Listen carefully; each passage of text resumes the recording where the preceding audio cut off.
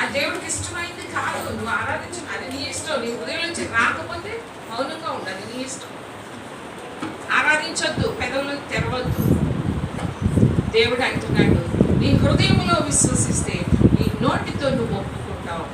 నీ హృదయంలో నువ్వు దేవుని ఆరాధిస్తే ఆ పెదవుల ద్వారా ఆరాధన బయటకు వస్తుంది. ఏదో పాటలు పాడుతున్నాం, మ్యూజిక్లు పొంగిపోవద్దు. అది కాదు ఆరాధన అంటే. అన్నిలు చేసినట్టు కాదు. అన్నిలు చేస్తారు, డ్రమ్ములు డబా డబా డబా కొడితే ఏమైపోతుంది? అలా కాదు. ఒక క్రమం ఉండాలి, ఒక క్రమం. చక్కగా అందరూ కలిసి ఏక మనసు ఇచ్చానంటున్నాడు దేవుడు మనందరికీ. ఏక ఆత్మ అంటే మనందరిలో, ప్రతి ఒక్కరిలో పరిశుద్ధాత్మ దేవుడు ఉంటే కనుక ఏకాత్మే అవుతుంది. గౌరవించాలి. దేవుని సన్నిధిలోనికి మనం వచ్చాం కాబట్టి ఎవ్వరు కూడా బయటికి లోపలికి తిరుగుతానే ఉండాలి. 3 గంటలు కూర్చోలేరా? 3 గంటలు బయటకు వెళ్ళకుండా కూర్చోలేరా? ప్రార్థన చేసుకోండి. ప్రభువా, నేను లోపలికి అడుగు పెడుతున్నా, నేను మళ్ళీ ఆమె బయటికి అంటే పూర్తి అయ్యే వరకు కూడా నేను బయటకు వెళ్ళొద్దు ప్రభువా. ఎప్పుడు ఏ మాట పోతుందో తెలియదు, ఏ మాట ద్వారా ఎప్పుడు ఎలా మాట్లాడతావో నాకు తెలియదు ప్రభువా. నేను బయటికి వెళ్ళకూడదు. 3 గంటలు కూర్చోలేరా దేవుని సన్నిధిలో? మౌనంగా ఉండలేరా దేవుని సన్నిధిలో? ఆరాధన అంటే దేవుడికి చాలా ఇష్టం. పరలోకం అంతా కూడా దేవుని ఆరాధిస్తారు అందరూ. ఆరాధన తప్ప అక్కడ ఏమి ఉండదు. దూతలు పరిశుద్ధుడు పరిశుద్ధుడు పరిశుద్ధుడని గాన ప్రతిగానాలు చేస్తూ ఎంతగా దేవుని ఆరాధిస్తారు. ఎక్కడ చేయకపోతే అక్కడ ఎలా చేస్తావు? అక్కడికి వెళ్ళమనుకోండి, చేయకపోతే. అందుకని హృదయం అంతటితో దేవుని ప్రేమించండి, హృదయం అంతటితో దేవుని ఆరాధించండి. ఏది పాడుతున్నావో నీ నోటితో దాన్ని ఒప్పు, హృదయంలో విశ్వసించు. ప్రభువా, నువ్వు గొప్ప దేవుడు అని పెదవులతో అన్నప్పుడు నీ హృదయం కూడా దాన్ని విశ్వసించాలి. నువ్వు హృదయంలో విశ్వసించకుండా నీ పెదవులతో ఎంతగా దేవుణ్ణి ఆరాధించినా స్తుతించినా కూడా వ్యర్థమే. నువ్వు హృదయంలో విశ్వసించు. ఆయన సృష్టికర్త అయిన దేవుడు. నా కొరకు ఆయన ప్రాణం పెట్టాడు, నా కొరకు ఆయన రక్తాన్ని కార్చాడని హృదయంలో విశ్వసించు. నోటితో పాడు, దేవుని ఆరాధించు, దేవుని స్తుతించు. అది దేవునికి ఇష్టమైంది.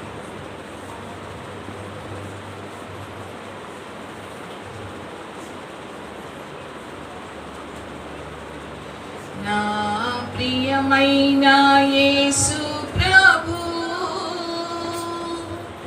వేలాది స్తోత్రములు. నీవిచ్చిన రక్షణకై దేవా స్తోత్రము స్తోత్రములు. నీవు చేసిన ఉపకారముకై దేవా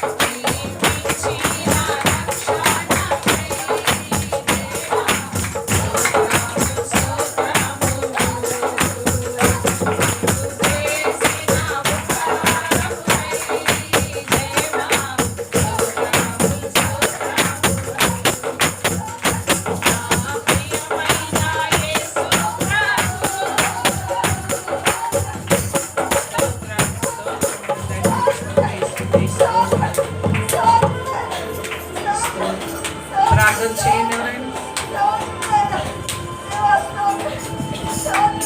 చిన్న ప్రార్థన చేయండి.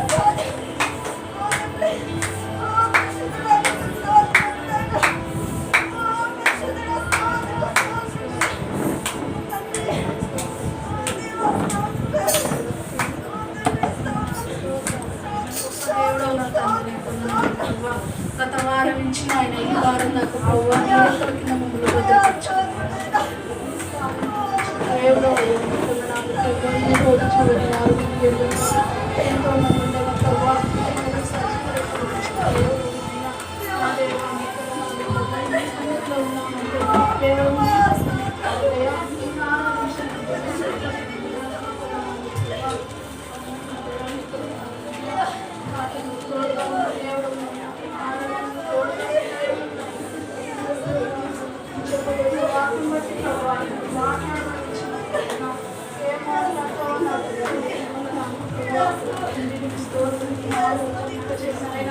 మా హృదయాలకు తాగాలి ప్రభు, నీ మాటలు నా తండ్రి నాయన తండ్రి మన నచ్చిన కుటుంబానికి ప్రేర్ చేయండి తండ్రి నాయన.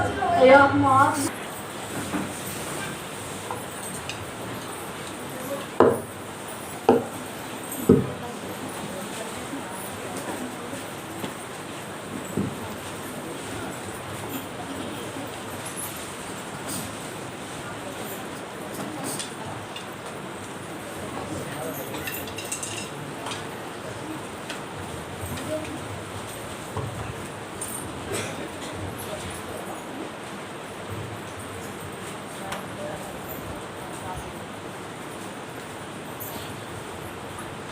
ఇవాళ సహవాసం కాబట్టి మనల్ని మనం సరి చేసుకోవాలి,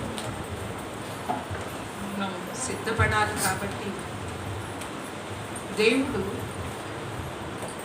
ఏది ఇష్టపడుతున్నాడు, ఏది ఇష్టపడట్లేదు, ఏది చేయమని చెప్తున్నాడు, ఏది చేయొద్దని చెప్తున్నాడు, అది మనకి అవసరం. దేవుడు చేయమని చెప్పింది చేసినప్పుడు దేవునికి సంతోషం. దేవుడు వద్దు అని చెప్పినప్పుడు చేయకుండా ఉన్నప్పుడు దేవుడికి సంతోషం. ఈ వాక్యం అంతా కూడా, బైబిల్ గ్రంథం అంతా కూడా ఏది చెయ్యాలో ఏది చెయ్యకూడదో దేవుడు చెప్తున్నాడు. అది మనం ప్రయత్నం చెయ్యాలి, మనం అందరం కూడా. అంతేకాని వాక్యం విని వదిలేసేవారిగా ఉండదు. నిన్న మా ఫ్రెండ్ వాళ్ళ అమ్మాయి వాక్యం చెప్పింది, అది ఎంతమంది విన్నారో కానీ వినలేదా? విన్నావా? వినలేదు. ఎవరైనా ఒక్కళ్ళని ఉన్నారా? అంటే వాక్యం అంటే బుద్ధిమంతుడు ఏం చేస్తాడు? బుద్ధిమంతుడు బండ మీద తన ఇల్లు కట్టుకుంటాడు. బుద్ధిమంతుడు అంటే ఎవరు? ఇల్లు బండ మీద కట్టుకోవడం అంటే ఏంటి? బుద్ధిమంతుడు అంటే దేవుడు ప్రభు చెప్తాడు, ఈ నా మాటలు విని వాటి చొప్పున చేయు ప్రతివాడు బండ మీద తన ఇల్లు కట్టుకున్న బుద్ధిమంతుడిని పోలి ఉంటాడు అని వాక్యం ఉంది కదా. అమ్మాయి నిన్న ఇదంతా మనకి తెలుసు. నేను స్టార్ట్ చేసినప్పుడు ఆ మాట చెప్పింది. ఎందుకంటే నెక్స్ట్ వీక్ నుంచి కూడా ప్రతి శనివారం మధ్యాహ్నం టైంలో చెప్తుంది. ఎందుకంటే తన అనుభవాలు చాలా ఉన్నాయి. ప్రతి దినం కూడా దేవుడు ఎలా మాట్లాడుతున్నాడు, ఎలా సరి చేసుకుంటుందో తన జీవితాన్ని, దేవుడు ఎన్ని అద్భుతాలు అమ్మాయి జీవితంలో చేశాడు. ఎందుకంటే భయంకరమైన శోధనలో నుంచి, కష్టాల్లో నుంచి, శ్రమల్లో నుంచి వెళ్ళింది. చాలా భయంకరం. అవి తట్టుకోవాలంటే కొంచెం కష్టమే, కానీ అలాంటి శ్రమంలో నుంచి వచ్చింది. కాబట్టి దేవుడు ఎలా ఆ కష్టాల్లో, చాలామంది కష్టాల్లో దూరంగా పారిపోతారు, కానీ ఆ అమ్మాయి ఎలా ఆ కష్టాలు, ఆ శ్రమలు దేవునికి దగ్గర చేసినాయో అదంతా నాకు తెలుసు. ఎందుకంటే ప్రతి చిన్న విషయం కూడా మాతో పంచుకుంటుంది కాబట్టి అవన్నీ నాకు తెలుసు. అందుకని అమ్మాయి అనుభవాలు అనేకులకి ఆశీర్వాదకరంగా ఉండాలి అని చెప్పి నేనే అడిగాను. ప్రతి శనివారం కూడా సరే, అమ్మాయికి అస్సలు టైం ఉండదు. ఎందుకంటే పిల్లలు ఉన్నారు, జాబ్ చేస్తుంది, ఇంట్లో పని అంతా ఆవిడే చేసుకోవాలి కదా. బయట పని కూడా అమ్మాయే, వాళ్ళ భర్త అంటే బయట పనులు తక్కువ చేస్తారు. అందుకని ప్రతి ఒక్కటి కూడా అమ్మాయి చేసుకోవాలి. అమ్మాయికి అస్సలు టైమే ఉండదు. కానీ ఆ టైంలోనే దేవుడు అంటే ఆసక్తి కలిగి నా అనుభవాల ద్వారా, సాక్ష్యాల ద్వారా అనేకులు మారుతారు, అనేకులు బలపరచబడతారు అంటే నాకు చాలా సంతోషం అండి అని చెప్పి ప్రతి శనివారం వాక్యం చెప్పడానికి అంగీకరించింది. నేను స్టార్ట్ చేసాం. కాకపోతే వాట్సాప్ ద్వారా 8 మంది కంటే కూడా ఎక్కువ అవకాశం లేదంట. నెక్స్ట్ వీక్ నుంచి ఫేస్బుక్లో కానీ లేదా ఇన్స్టాగ్రామ్ కానీ దాని ద్వారా చెప్తుంది. అది లింక్ పంపిస్తే ఎవరైనా చూడవచ్చు, ఫేస్బుక్ లింక్ పంపిస్తే ఎవరైనా చూడవచ్చు, అవకాశం ఉంది. నెక్స్ట్ వీక్ నుంచి చెప్తుంది. అయితే అమ్మ ఏం చెప్పిందంటే, యాకోబు రాసిన పత్రికలో మనందరికీ తెలుసు కదా, వాక్యం విని దాని ప్రకారం నడుచుకోకపోతే అద్దంలో తన సహజ ముఖాన్ని చూసుకుని బయటికి అంటే సరి చేసుకోకుండా ఎలా వెళతానో అలా ఉంటుంది అని చెప్పి వాక్యం చెప్పింది. తన అనుభవాలు చాలా చెప్పింది, పంచుకుంది. అందుకని మొట్టమొదట ఆయనను మనం ప్రేమిస్తే కనుక, ఇప్పుడు ఒక ప్రధానమంత్రి ఉన్నాడు, ఒక ప్రధానమంత్రి లేకుంటే ముఖ్యమైన పోస్ట్లో ఉన్న వాళ్ళు ఉన్నారు అనుకోండి, వాళ్ళు నీకు పని చెప్తే నువ్వేం చేస్తావు? అమ్మో ఎంత పెద్ద మనిషి నాకు పని అప్పగించాను అని చెప్పి చేస్తావా, చేయవా? ఎందుకు? అతను ప్రధానమంత్రి నీకు చెప్పాడు, గుడిసెలో ఉన్నావో లేకుంటే బిల్డింగ్లో ఉన్నావో లేకుంటే ఎక్కడున్నావో వచ్చి నీకు చెప్తే నువ్వేం చేస్తావు? ఆ మాటని గౌరవిస్తావు ఆ మాటని నువ్వు చేస్తావు. కానీ వాళ్ళకంటే కూడా గొప్పవాడు మన దేవుడు, సృష్టికర్త అయిన దేవుడు. ఆయన మరి ఈ పని చెయ్యి అని చెప్తున్నాడు, ఈ పని చెయ్యొద్దు అని చెప్పినప్పుడు మనం ఎలా చెయ్యాలి? ఏం చెయ్యాలి? అది నీ ఇష్టం. నువ్వు ప్రేమిస్తే ఆయన నువ్వు గౌరవిస్తే ఆయన మాట వింటాం, ఆయన చెప్పింది మనం చేస్తాం. ఆయన చెయ్యొద్దన్న పని మనము చెయ్యం. ఆయన నువ్వు ప్రేమిస్తే మనం ప్రేమిస్తేనే అలా చేస్తాం, ప్రేమించకపోతే అలా చెయ్యం. కాబట్టి వాక్యము అంటే దేవుడు ఏది ఇష్టపడుతున్నాడు? ఈరోజు మనం పెదవుల గురించి మనం వాక్యం చదువుకుందాం. 121 కీర్తన ఉత్తర ప్రత్యుత్తరాలుగా చదువుకుందాం. ఎందుకంటే ముఖ్యమైనవి మన హృదయం, మన పెదవులు కాబట్టి 121 కీర్తన ఉత్తర ప్రత్యుత్తరాలుగా చదువుకుందాం. ఎవరైనా చదవాలని పిలిచిన వాళ్ళు చదవచ్చు.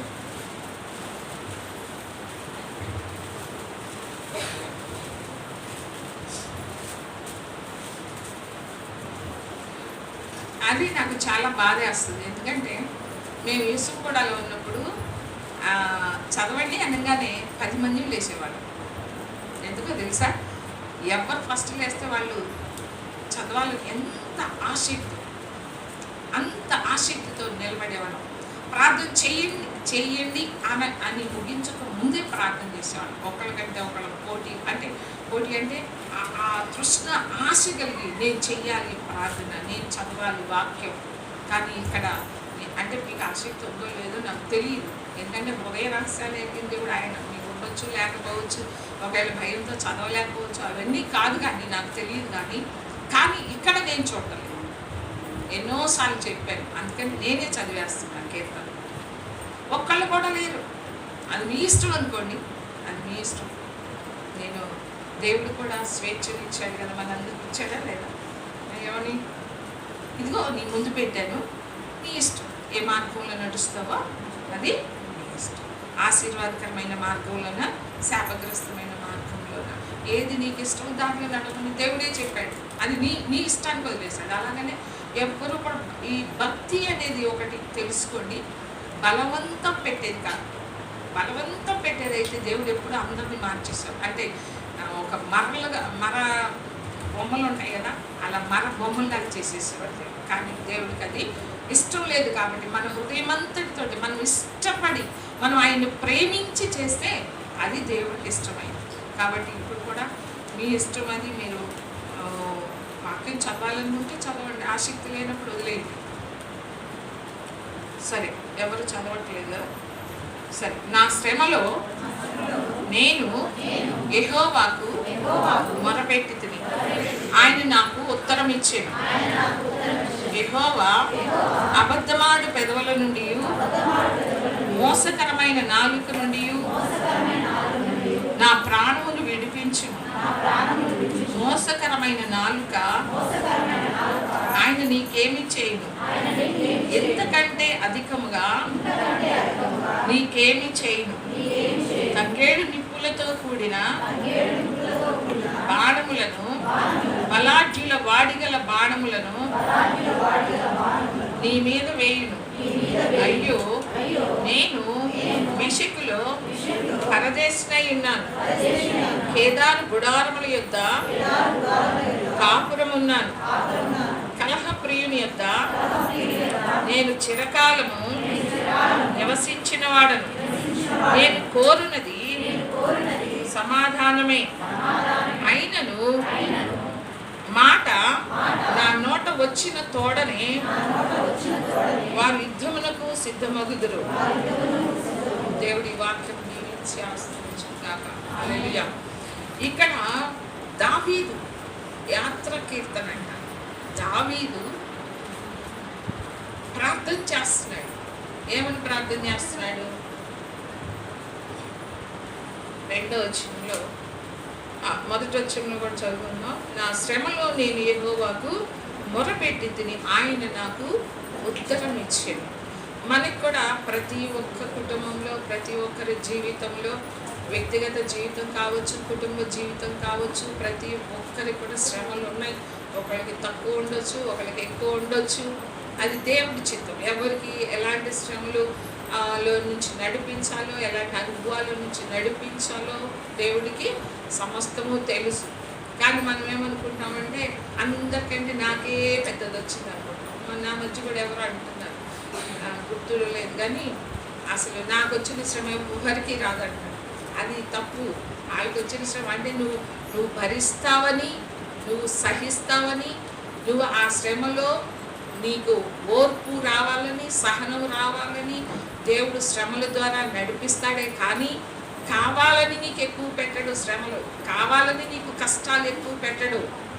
కానీ దేవుడు ఏమి నేర్పించాలనుకుంటాడో అది నేర్పించే వరకు కూడా అవి నువ్వు తొందరగా నేర్చుకుంటే తొందరగా ఆ శ్రమల నుంచి బయటకు వస్తావు. నేర్చుకోకపోతే ఆ శ్రమంలో ఉండి దేవుడు నా అన్యాయస్తుడు, దేవుడు నాకే ఎందుకు చేశాడు అంటే నువ్వు నేర్చుకోలేవు. కాబట్టి నువ్వు ఇంకా ఆ శ్రమంలోనే నిలబడతావు. అందుకని శ్రమంలో నువ్వేం చేయాలి? మనం అందరము కూడా దేవుని నమ్మిన ప్రతి ఒక్కరూ కూడా దేవునికి మొరపెట్టే వారంగా ఉండాలి, అంగలార్చే వారంగా ఉండాలి. బైబిల్ మొత్తం చదవండి, ఎక్కడ చూసిన వాళ్ళ శ్రమంలో దేవుడికి వాళ్ళు మొరపెట్టినట్లుగానే మనకి కనిపిస్తుంది. శ్రమంలో మొరపెట్టినప్పుడు దావీదు అంటున్నాడు, ఆయన నాకు ఉత్తరం ఇచ్చాడు అంటే జవాబు ఇచ్చాడు. ఆయన జవాబు ఇస్తాడు కూడా. ఏ శ్రమలో ఉన్నప్పటికీ కూడా మనం మొరపెట్టాలి.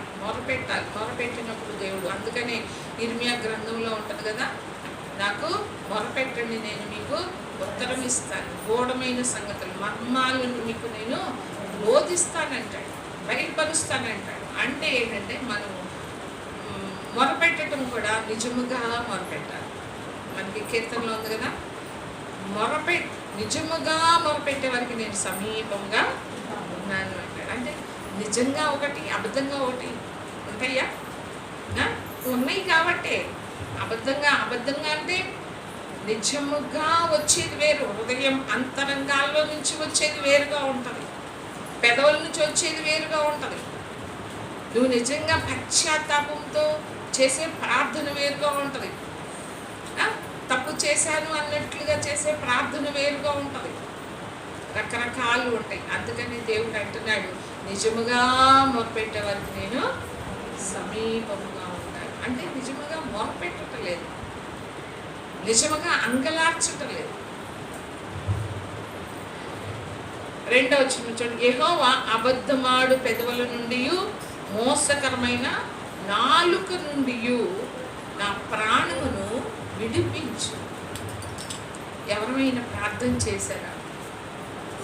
విడిపించయ్యా, నా ప్రాణమును విడిపించు. నాలో ఏమున్నాయి? అబద్ధములాడే పెదవులు ఉన్నాయి, మోసకరమైన పెదాలు ఉన్నాయి, కత్తి లాంటి పెదాలు ఉన్నాయి, అపవిత్రమైన పెదాలు ఉన్నాయి, చాలా రకాలు ఉన్నాయి. మనం ఆరాధన అంటే పెదవుల నుంచి బయటికి రావాలి, హృదయంలో ఉన్నది పెదవుల్లో నుంచి బయటికి రావాలి. యెషయా గ్రంథంలో చూడండి, యెషయా గ్రంథం 6వ అధ్యాయంలో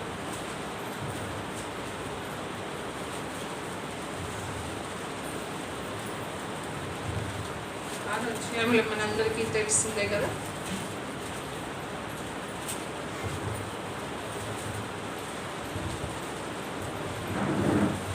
6వ అధ్యాయంలో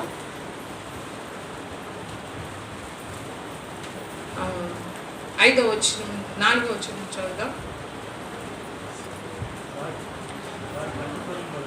వారి కంఠస్వరము వలన గడప కమ్ముల పునాదులు కదులుచు మందిరము ధూమము చేత నిండగా నేను అంటే యెషయా, అయ్యో నేను అపవిత్రమైన పెదవులు కలవాడును, అపవిత్రమైన పెదవులు గల జనుల మధ్య నివసించువాడను, నేను నశించి తిని. హల్లెలూయా. అంటే ఏంటంటే యెషయాకి ఎప్పుడు తెలిసింది అపవిత్రమైన పెదవులు కలవాడను అని, అపవిత్రమైన జనుల మధ్య నేను నివసించాను అని చెప్పి ఎప్పుడు తెలిసిందంటే ఆ దర్శనంలో దేవుని యొక్క స్వరూపం చూశాడు. ఆ దర్శనంలో ఆయన ఎలాంటి వాడు అనేది చూసినప్పుడు అప్పుడు ఆయనకు అర్థమైంది. ఆయన పరిశుద్ధత ముందు, ఆయన మహిమ ముందు, ఆయన తేజస్సు ముందు నేను ఎలాంటి వాడను అనేది అక్కడికి వెళ్ళినాక ఆ దర్శనం, ఇదంతా దర్శనములో దేవుని యొక్క మహిమను చూశాడు. తర్వాత తన వైపు చూసుకున్నప్పుడు ఎలాంటి అపవిత్రమైన పెదవులు కలవాడో అప్పుడు అర్థమైంది. అప్పుడు ఒప్పుకుంటున్నాడు, అయ్యో నేను అపవిత్రమైన పెదవులు కలవాడను, అపవిత్రమైన జనుల మధ్య నేను నివసిస్తున్నానని. అప్పుడంటే దర్శనం. ఇప్పుడు వాక్యపు వెలుగులో మనం ఏంటి అని మనల్ని మనం పరిశీలించుకోవాలి.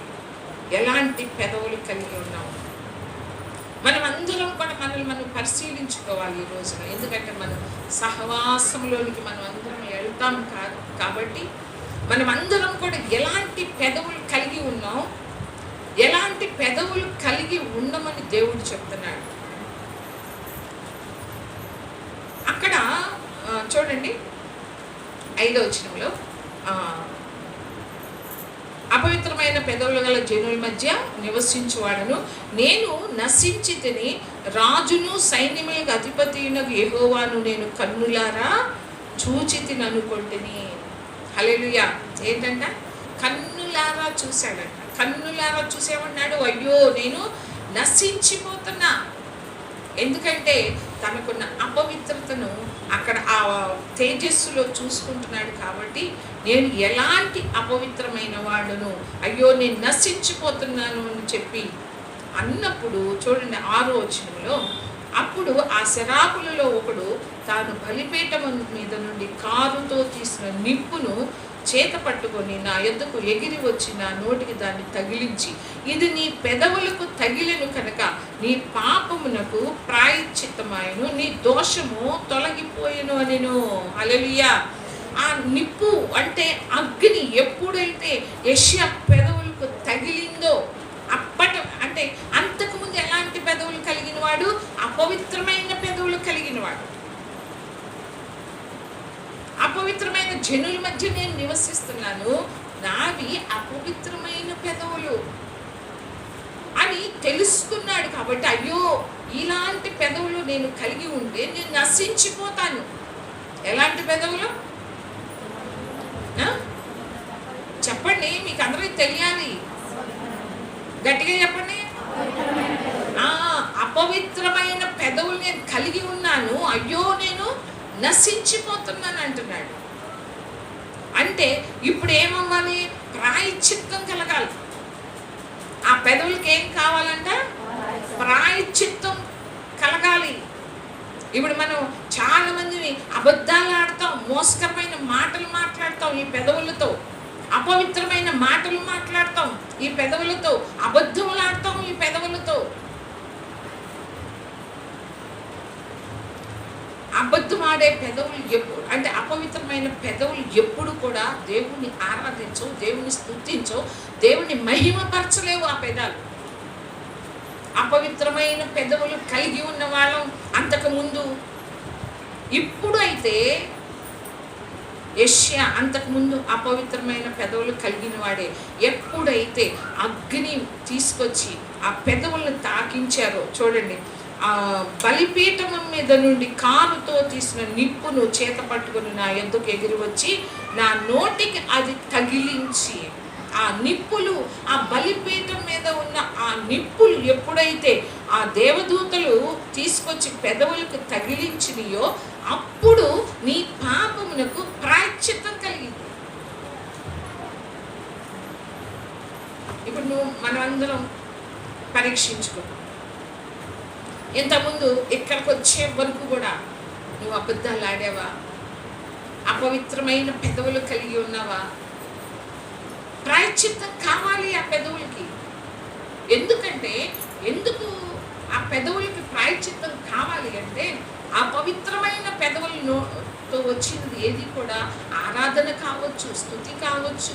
నువ్వు ఒకవేళ పెదవులతో మహింపరుస్తున్నాను అనుకుంటున్నావేమో, ఆయన కీర్తిస్తున్నావేమో, స్తుతిస్తున్నావేమో, ఘనపరుస్తున్నావేమో, కానీ వాటిని దేవుడు అంగీకరించడంట. అపవిత్రమైన పెదవులు మొదట కాల్చబడాలి, అగ్ని చేత కాల్చబడాలి, ప్రాయశ్చిత్తం కావాలి. యెషయా అంటున్నాడు, అయ్యో నేను అపవిత్రమైన పెదవులు కలవాడను, అపవిత్రమైన జనుల మధ్య నేను నివసించిన వాడు అని అన్నప్పుడు ఎప్పుడైతే ఒప్పుకున్నాడో, ఒప్పుకోవాలి మనం అందరం కూడా.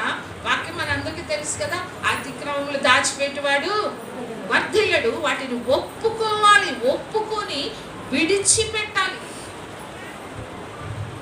విడిచిపెడితే కనికరాన్ని పొందుకుంటావు. ఇక్కడ యెషయా ఒప్పుకున్నాడు దేవుని సన్నిధిలో, నేను ఎంత అపవిత్రమైన పెదవులు కలిగిన వాడునో, ఎలాంటి అపవిత్రమైన జనుల మధ్య నేను నివసించానో,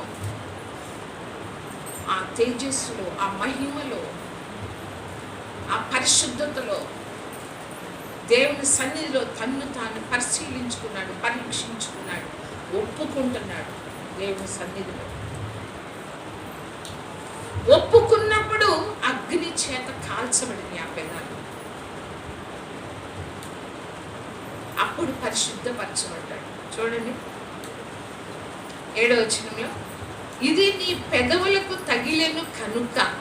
ఏది పెదవులకు తగిలింది? అంతకుముందు అపవిత్రమైన పెదవులు కలిగిన యెషయా పెదవులకి ఏది తగిలింది? అగ్ని తగిలింది కనుక నీ పాపములకు ప్రాయశ్చిత్తమైన, నీ దోషము కూడా తొలగిపోయింది. హల్లెలూయా. నీ పాపమునకు ప్రాయశ్చిత్తం కలిగింది ఎప్పుడంటే, నువ్వు ఒప్పుకున్నప్పుడు. దేవుని సన్నిధిలో నువ్వు ఒప్పుకోవాలి. నిన్ను నువ్వు పరిశీలించుకో. ఆ వాక్యపు వెలుగులో దేవుడు ఏమి నీతో మాట్లాడుతున్నాడు, ఏమి చెప్తున్నాడు, నువ్వు ఎలాంటి దానివో, ఎలాంటి వాడువో, నీ దేహంలో అవయవాలు ఎలాంటి అపవిత్రమైనవో నువ్వు నీకు నువ్వు విమర్శించుకోవాలి, నీకు నువ్వు తీర్పు చేసుకోవాలి. నిన్ను నువ్వు విమర్శించుకునేడలా నువ్వు తీర్పులోనికి రావు. ఇక్కడ యెషయా ఆ దేవుని సన్నిధిలో తన్ను తాను చూసుకున్నప్పుడు, అపవిత్రమైన పెదవులు కలిగిన వాడనని ఒప్పుకున్నప్పుడు, వెంటనే అగ్ని ఆ పెదవులు తాకినప్పుడు నీ పాపానికి ప్రాయశ్చిత్తం జరిగింది. ఇంకా లేదు. హల్లెలూయా. మరి ఈ రోజుని ఎట్లా? ఈ రోజున ఈ పాపం పోవాలంటే, ఈ రోజు నీ దోషం పోవాలంటే ఎట్లా? సిలువ దగ్గరే మనకి ఆ ప్రాయశ్చిత్తం, ఆయన రక్తములో మనల్ని మనం కడుక్కోవాలి. అంతేకాదు, వాక్యం అగ్ని అంటే దేనికి సాదృశ్యం? వాక్యానికి సాదృశ్యం. సిలువ దగ్గరే నీ పాపాలకి ప్రాయశ్చిత్తం. నీ పెదవులు పరిశుద్ధపరచబడాలన్నా ఏదైనా కూడా ఆ సిలువ దగ్గరికి నువ్వు రావాలి. ఆ సిలువ దగ్గరికి వచ్చినప్పుడు, అంటే ఆయన సన్నిధికి వచ్చినప్పుడు నీ పాపాలను ఒప్పుకోవాలి. నువ్వు కప్పుకోకూడదు. కప్పుకున్న ఆకాన్ ఏమైపోయాడు? కప్పుకున్నాడు. పాపాన్ని ఏం చేశాడు ఆకాను? ఏం చేశాడమ్మా? కప్పుకున్నాడు. దేవుడు అవకాశం ఇచ్చాడా లేదా? ఇంతకుముందు చెప్పాను ఆ వాక్యం. ఎన్నోసార్లు దేవుడు అవకాశం ఇస్తున్నాడు మనకి, కానీ మనం ఒప్పుకుంటున్నావా లేకుంటే కప్పుకుంటున్నావా? పాపాన్ని కప్పుకుంటే నువ్వేం కోల్పోతావో తెలుసా? ఏం కోల్పోతావో తెలుసా? దేవునితో సహవాసాన్ని కోల్పోతావు. ఏం కోల్పోతావు? దేవునితో సహవాసాన్ని కోల్పోతావు. దేవుడి దగ్గర నుంచి ఆశీర్వాదాన్ని కోల్పోతావు. ఇప్పుడు ఆదాము పాపం చేసినప్పుడు ఏమైపోయింది? దేవునితో సహవాసాన్ని కోల్పోయాడు. దేవుడు అంతకుముందు ఏం చెప్పాడు? ఆదికాండంలో మీరు ఫలించి అభివృద్ధి చెంది విస్తారంగా మీరు ఫలించండి, భూమిని నిందించండి అని చెప్పాడు. దేవుడు ఆశీర్వదించాడు. ఆశీర్వాదమే ఉంది. కానీ ఎప్పుడైతే తప్పు చేశాడో, ఎప్పుడైతే పాపం చేశాడో, ఎప్పుడైతే దేవుని మాటకి విధేయత చూపించకుండా, దేవుని మాటకి లోబడకుండా తప్పు చేశాడో, వెంటనే దేవుడు ఏం చేశాడు? దేవుడితో సహవాసం పోయింది. అంతేకాదు, ఏమొచ్చింది? శాపం వచ్చింది. ఇంకా ఏదేని తోటలో నుంచి తోసివేయడం. నీకు తెలియకుండా, మనకి తెలియకుండా మనం ఎన్ని ఆశీర్వాదాలు పోగొట్టుకుంటున్నాం. దేవునితో సహవాసాన్ని పోగొట్టుకుంటున్నావు. నేను ప్రార్థన చేస్తున్నా కదా, నేను వాక్యం చదువుతున్నాను కదా, నాకేంటిలే ఉండొద్దు. అబద్ధపు ముసుగులో ఉండొద్దు.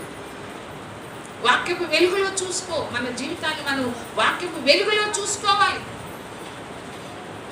నీ అపవిత్రమైన పెదవుల నుండి వచ్చింది ఏది కూడా దేవుడు అంగీకరించడు. ఎప్పుడైతే అగ్ని తగిలిందో అప్పుడు నీ పాపానికి ప్రాయశ్చిత్తం కలుగుతుంది. నీ దోషాలు తొలగిపోతాయి. ఎన్ని విషయాల్లో తప్పిపోతున్నావు, ఎన్ని విషయాల్లో తప్పిపోతున్నావు. అబద్ధమేగా, ఏముందలే కదా. అపవిత్రమైన పెదవులు. సిలువ దగ్గరికి వచ్చినప్పుడు, దేవుని సన్నిధిలోనికి వచ్చి నీ పాపాన్ని ఒప్పుకో. నేను అపవిత్రమైన పెదవులు కలిగిన దాన్ని ప్రభా, అపవిత్రమైన పెదవులు కలవాడిని ప్రభా. నిజంగా వాక్యపు వెలుగులో నీ హృదయాన్ని నువ్వు చూసుకుంటే, నీ హృదయంలోకి నువ్వు తొంగి చూసుకో. ఎన్ని అబద్ధాలు ఆడావో, ఎలాంటి అపవిత్రమైన మాటలు మాట్లాడావో తొంగి చూసుకో.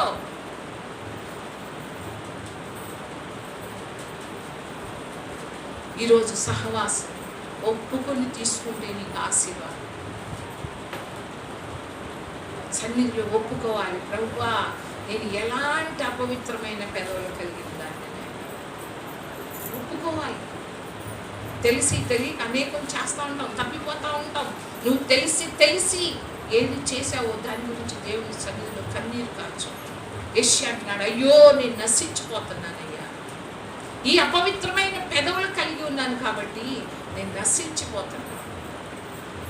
ఆ అపవిత్రమైన పెదవుల్లో నుంచి వచ్చేది ఆరాధన దేవుడికి అంగీకారంగా ఉంటుందా? ఇతరులు దూషించే విధముగా, ఇతరులు బాధ పెట్టే విధముగా నువ్వు మాట్లాడి ఆ పెదవులతో దేవుణ్ణి ఆరాధిస్తే, దేవుణ్ణి స్తుతిస్తే దేవుడు ఆనందిస్తాడా? ఆనందిస్తాడా? దేవుడు ఆనందించే ఆరాధన కావాలా? దేవుణ్ణి బాధ పెట్టే ఆరాధన కావాలి? ఎలాంటి ఆరాధన చెయ్యాలని కోరుకుంటున్నావు?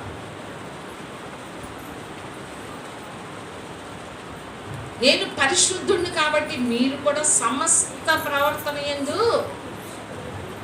ఎలా ఉండాలి? పెద్దగా చెప్పండి అమ్మా, ఎందుకని అంత నీరసం? ఏంటి అందరికీ నిద్రలు లేకుంటే ఇంటి దగ్గర నుంచి మోసుకొచ్చారు? ఆ మూటలన్నీ కింద పడేయండి, మూటలన్నీ కింద పడేయండి. మనకి దేవుని సన్నిధికి వస్తే ఎంత ఉత్సాహం రావాలి, ఎంత ఆనందం రావాలి. ఎన్నిసార్లు చెప్పినా అంతేలేదు, హృదయంలో ఉన్నది ఎక్కడ పోతుంది? హృదయంలో ఒక్కసారి బయటకు వచ్చిన, ఒకసారి అన్నానని మీరు నవ్వినా తర్వాత మామూలే అయిపోతుంది. ఎందుకంటే హృదయంలో సంతోషం ఉండదు కదా. దేవుని సన్నిధికి వచ్చాను, దేవుని ఆరాధించే కృప.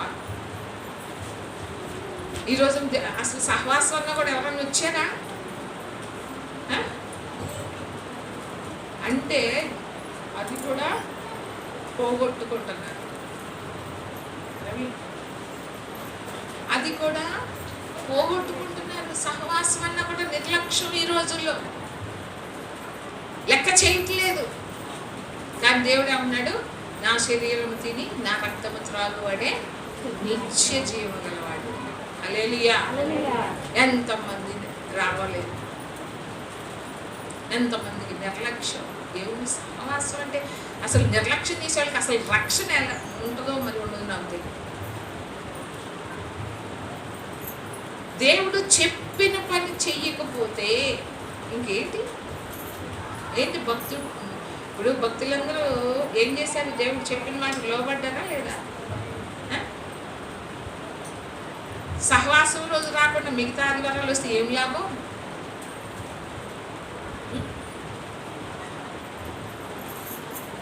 సరే, అంటే మనమందరము కూడా అపవిత్రమైన పెదవులు కలిగిన వారమని మనం దేవుని సన్నిధిలో ఒప్పుకోవాలి. ఆయన రక్తంలో మనల్ని మనము కడుక్కోవాలి. హల్లెలూయా. నా మాటలు అగ్ని వంటి అంటున్నాడు దేవుడు. ఏంటి ఆయన మాట? నా మాట అగ్ని వంటిది కాదా అంటున్నాడు. అలాగనే ఇంకొక మాట ఏంటంటే, ఇంకో మాట అబద్ధములాడే పెదవులు. కీర్తనలో చూడండి, ఇందాక మనం చదివాం కదా, దాంట్లో ఏమిటి? అబద్ధములాడే పెదవులు. మన పెదాలు ఎన్ని అబద్ధాలు ఆడతాం. నేను చూశాను అబద్ధాల గురించి చాలా వాక్యాలు, కానీ కొన్ని చాలా ఉన్నాయి వాక్యాలు. కానీ అబద్ధములు చాలా డేంజర్ కదా. 10 ఆజ్ఞల్లో ఏముంది? 10 ఆజ్ఞలు అబద్ధం ఆడొద్దు అని. 120 కీర్తన 2వ వచనంలో అదే కదా. అబద్ధములాడు పెదవుల నుండి, మోసకరమైన నాలుక నుండి నా ప్రాణమును. అబద్ధాలు అబద్ధాలు అబద్ధాలు. అసలు దేవుని అన్ని జనులు మనల్ని చూసి వీళ్ళు చర్చికి వెళ్తున్నారు, వీళ్ళు ఎప్పుడు చూసినా ఆయన మన అంతరంగంలో సత్యాన్ని కోరుకుంటున్నాడు దేవుడు. హల్లెలూయా. ఏం కావాలంట? అంతరంగంలో సత్యాన్ని కోరుకుంటున్నాడు. ఈ పెదవుల నుంచి ఏమొస్తున్నాయి? ఎన్ని అబద్ధాలు ఆడుతున్నారు. అబద్ధం అంటే పాపం కాదనుకుంటున్నారా? ఏంటో ఈరోజు ఎవరిని చూసినా నీరసంగా పెడుతున్నారు. ఎందుకని?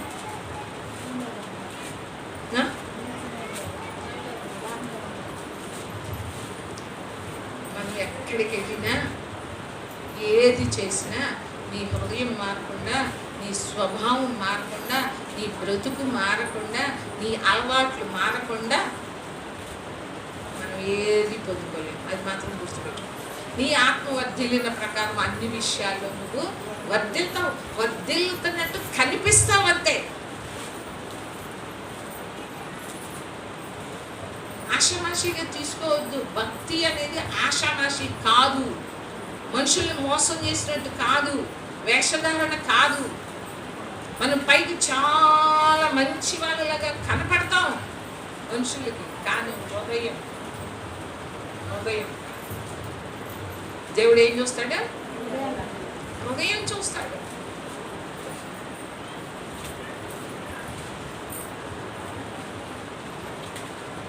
మోసం చేయొద్దు. దేవుడు మోసం చేస్తున్నానని నిన్ను నువ్వు మోసం చేసుకోవద్దు.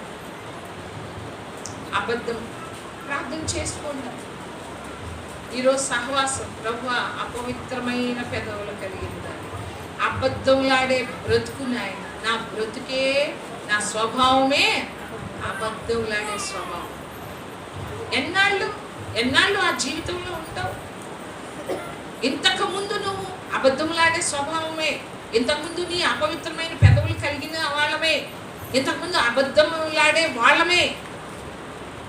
కానీ ఇప్పుడైతే నీ పాపాలకు ప్రాయశ్చిత్తం, నీ దోషాలకు ప్రాయశ్చిత్తం కలిగింది కాబట్టి ఇక నుంచి ఎలా ఉండాలి, ఇక నుంచి నువ్వు ఎలా ఉండాలి, మనమందరం కూడా ఎలా జీవించాలి. వాక్యం వెలుగులో ఎప్పుడు ఏ వాక్యం ద్వారా దేవుడు మనతో మాట్లాడతాడు. ఇది చెయ్యి అన్నప్పుడు దాంట్లో ప్రభువాని ఆ వాక్యం విన్నప్పుడు నువ్వేమని ప్రార్థన చేసుకోవాలి, ప్రభువా నీ వాక్యం ఎలా సెలవిస్తుందయ్యా, నేను చేయలేకపోతున్నా, నేను చేయలేదు, నన్ను క్షమించు. వాక్యం ఎందుకు మనకి బుద్ధి చెప్తుంది, వాక్యం మనల్ని గద్దిస్తుంది, మనల్ని సరిచేస్తుంది, మనకు ఉపదేశిస్తుంది, బోధిస్తుంది. వాక్యం తప్పుడు త్రోవల్లో నడవకుండా మనల్ని సరిచేసే వాక్యం. ఇది వాక్యం వినకుండా చాలా మంది నిద్రలు పోతాం కదా, చాలా మందికి ఇంట్రెస్టే ఉండదు, సంతోషం ఉండదు వాక్యంలో. ఉంటుందా వాక్యంలో సంతోషం? ఉందా? నీకు ఇంట్రెస్ట్ ఉంటే, నీకు నిజంగా వాక్యం అందు సంతోషం ఉంటే నీ కళ్ళు మూతలు పడవు.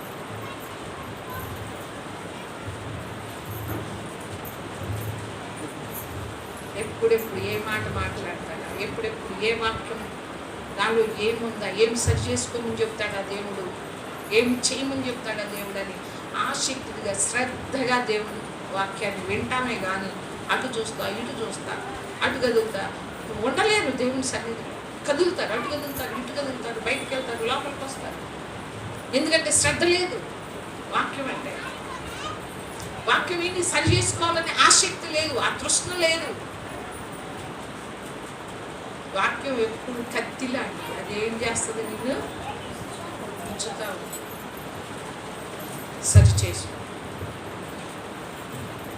ఎలాంటి పెదవులు కలిగి ఉన్నావు? అపవిత్రమైన పెదవులు కలిగి ఉన్నావా, లేకుంటే అబద్ధములాడు పెదవులు కలిగి ఉన్నావా? ఎలాంటి పెదవులు కలిగి ఉన్నావు? ఇంకోటి 17వ కీర్తనలో ఇంకో మాట ఉంటుంది చూడండి. దావీదు చాలా తన్ను తాను ఎంతగా పరీక్షించుకున్నాడో, తన లోపలికి తాను ఎలా పరీక్షించుకున్నాడో చూడండి. 17వ కీర్తనలో 1వ వచనంలో, యెహోవా న్యాయమును ఆలకించుము, నా మొర అంగీకరించు, నా ప్రార్థనకు చెవియొక్కుము, అది కపటమైన పెదవుల నుండి వచ్చినది కాదు. హల్లెలూయా. దావీదు దేవుడితో చెప్పుకుంటున్నాడు, అయ్యా నా ప్రార్థన ఆలకించు. ఎందుకు ఆలకించాలి అంటే, నా ప్రార్థన కపటమైన పెదవుల నుండి వచ్చింది కాదు. కొంతమంది పెదాలు, మన పెదాలు ఎలా ఉంటాయి, కొంతమంది కపటపు మాటలు మాట్లాడతాయి. ఈ పెదాలు అంటే హృదయంలో లేని బయటికి రాదు కదా, వస్తుందా ఏమన్నా? హృదయం నిండిన దాన్ని బట్టి నోరు మాట్లాడుతుంది. కపటం ఎక్కడ చూసినా కపటం ఈ రోజుల్లో. ఇది ఈ వాక్యం అంతా అన్ని జనులకు కాదు. ఈ వాక్యం ఎవరికి? ఎవరికి? మనకే, నాకు, దేవుని నమ్మిన వాళ్ళకే, నమ్మని వాళ్ళకి కాదు. దావీదు భక్తుడు అన్నాడు, నా ప్రార్థనకి చెవియొగ్గు, ఎందుకంటే అది కపటమైన పెదవుల నుండి వచ్చినది కాదు నా ప్రార్థన. లేచిన దగ్గర నుంచి కపటమే మన జీవితం, కపటంగా మాట్లాడటమే. ఉన్నాయి అలాంటి పెదవులు? అడగండి, ప్రభువా నా పెదాలు అపవిత్రమైన పెదాలు, అబద్ధంలాడే పెదాలు నాయన, ఎప్పుడు నిజం మాట్లాడవు నా పెదాలు, నా స్వభావమే అది, ఎప్పుడు చూసినా కపటమే. వింటామే కానీ సరి చేసుకోలేకపోతే బుద్ధిమంతుడిని పోలి ఉండవు, బుద్ధిహీనుల్ని పోలి ఉండవు.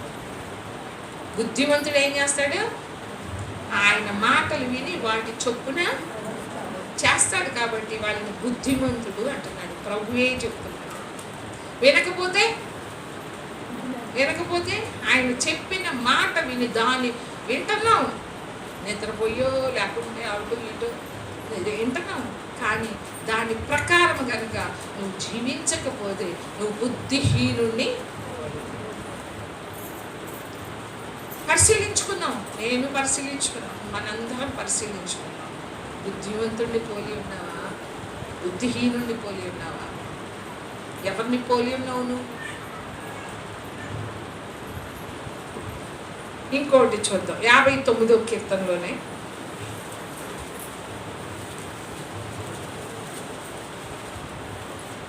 59:7.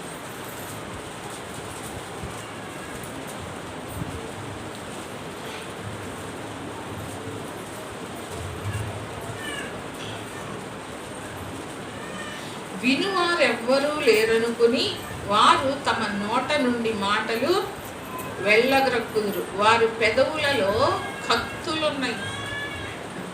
ఏమున్నాయి అంటే మన పెదాల్లో ఏంటి కత్తులు ఉన్నాయా? చూసుకోండి, ఎవరి నోట్లో కత్తులు ఉన్నాయి పెదాలు. ఎందుకని దావీదు భక్తుడు అంటున్నాడు, ఏమున్నాయంట? వారి పెదాల్లో కత్తులు.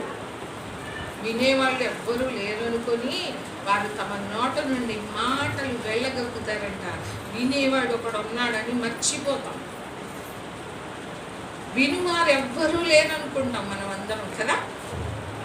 దొంగతనం చేసినా నన్ను ఎవరు చూడటం లేదులే అనుకుంటాం, అబద్ధములాడినా నన్ను ఎవరు చూడటం లేదులే అనుకుంటాం, పాపం చేసినా మనల్ని ఎవరిని చూడటం లేదులే అనుకుంటాం, ఇంకొకరిని మాటలు మాట్లాడినప్పుడు కూడా ఎవరు వినటం లేదులే అనుకుంటాం. కానీ ఇక్కడ దావీదు భక్తుడు అన్నాడు, వినువారు ఎవ్వరూ లేరనుకొని వారి మాటలు వెళ్ళగక్కుతూ ఉంటారంట.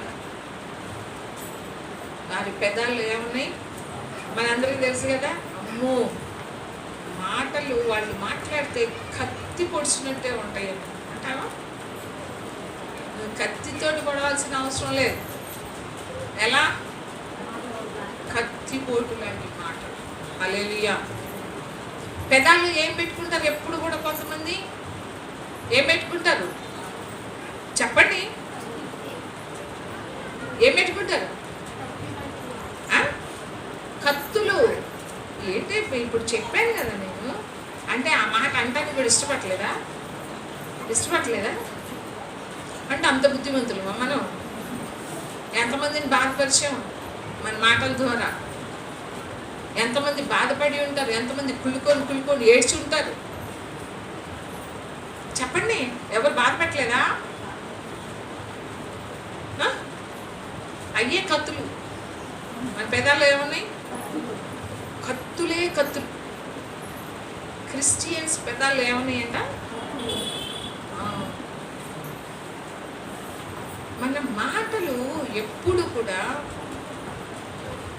ఇతరుల్ని కించపరిచేగా, ఇతరుల్ని తృణీకరించేగా. ఒకటి గుర్తుపెట్టుకో, మనమందరం ఒకటే. ఎవ్వరూ ఎక్కువ కాదు, ఎవ్వరూ తక్కువ కాదు. దేవుని దృష్టిలో అందరం పాపులమే. ఓ నేను తక్కువ పాపం చేశాను, నువ్వు ఎక్కువ పాపం చేశాను అయ్యే కుదరవు దేవుని దగ్గర. అందరం ఎవరమే? అందరం పాపులం.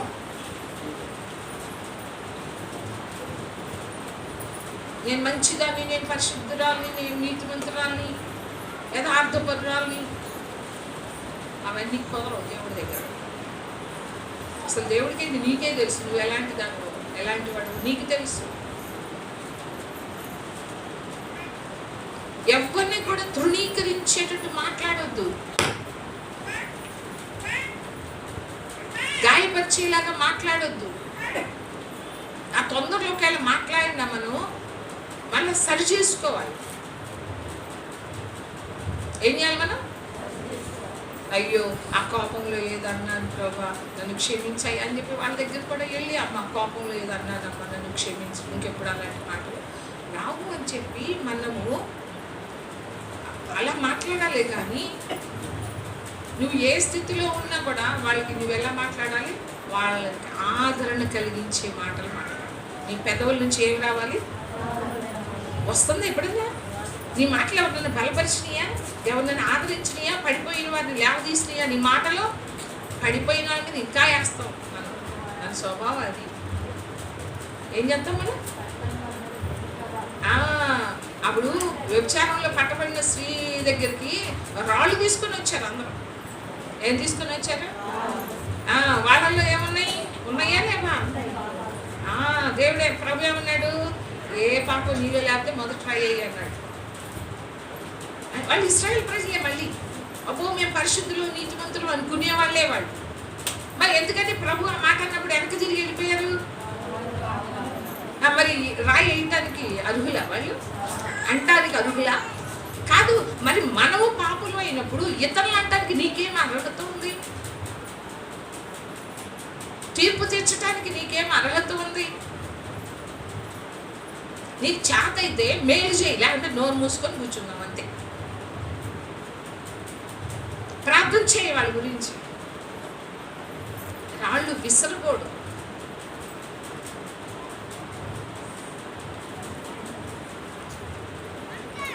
అందరం బలహీనులే. నీతోటి సహోదరుని కానీ నువ్వు ఎలా చేయాలి? నువ్వు ఎలా ఉండాలి? చేత అయితే ఆదరించు, సహాయం చేయవాలి, బలపరచు.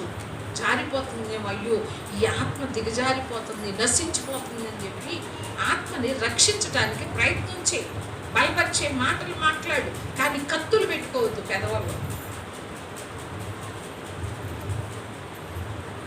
క్రిస్టియన్వి ఇంతకుముందు అబద్ధమైన పెదాలు ఉన్నాయి, అపవిత్రమైన పెదాలు ఉన్నాయి, అన్నీ ఉన్నాయి. కానీ ఈ రోజున నువ్వు అగ్ని చేత కాల్చబడ్డావు. ప్రాయశ్చిత్తం జరిగింది, మన దోషాలు తొలగిపోయినాయి.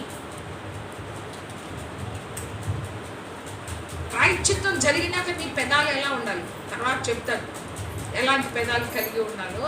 మన ప్రాయశ్చిత్తం జరిగాక, ప్రాయశ్చిత్తం జరగక ముందు వేరు, ప్రాయశ్చిత్తం జరిగినాక మన పెదాలు ఎలా ఉండాలి.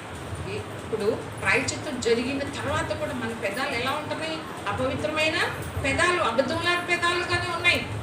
మోసకరమైన పెదాలు, కపటమైన పెదాలు. అంటే ప్రాయశ్చిత్తం జరగల మన పెదాలకి. కత్తులు పెట్టుకొనే ఉంటున్నావు, ఇంకా ఇంటింటికి తిరుగుతున్నావు. నీ ఇరుగు పొరుగు వాళ్ళ దగ్గర నీ సాక్ష్యం ఏంటి?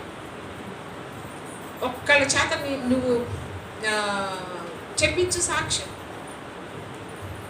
నీ ఇరుగు పొరుగు వాళ్ళ చేత నువ్వు ఎలాంటి మాటలు మాట్లాడతావు, ఎలాంటి కత్తులు పెట్టుకున్న పెదవులతో ఎలాంటి మాటలు మాట్లాడతావో వాళ్ళని అడిగితే తెలుస్తుంది. మన బ్రతుకు ఏంటో పక్కాల దగ్గరే తెలుస్తుంది. మాదిరిగా ఎప్పుడన్నా ఉన్నామా మనం? మాదిరిగా ఒక్క సహోదరుడన్నా అమ్మో నేను ఈ స్థితిలో ఉండి ఈ సహోదరు వచ్చి నన్ను బలపరిచింది, ఆదరించింది, ఆ మాట చాలు. యేసుప్రభు ఇప్పుడు మనల్ని మాటతోనే ఆదరిస్తున్నాడా లేదా? ఆ మాటలు, ఈ వాక్యం యొక్క మాటలు మనల్ని ఎంత బలపరుస్తాయి, ఎంత ఆదరిస్తాయి. మరి నువ్వెందుకని నీ పక్కన వాళ్ళని నువ్వెందుకు ఆదరించలేకపోతున్నావు, బలపరచలేకపోతున్నావు? నీ మాటలు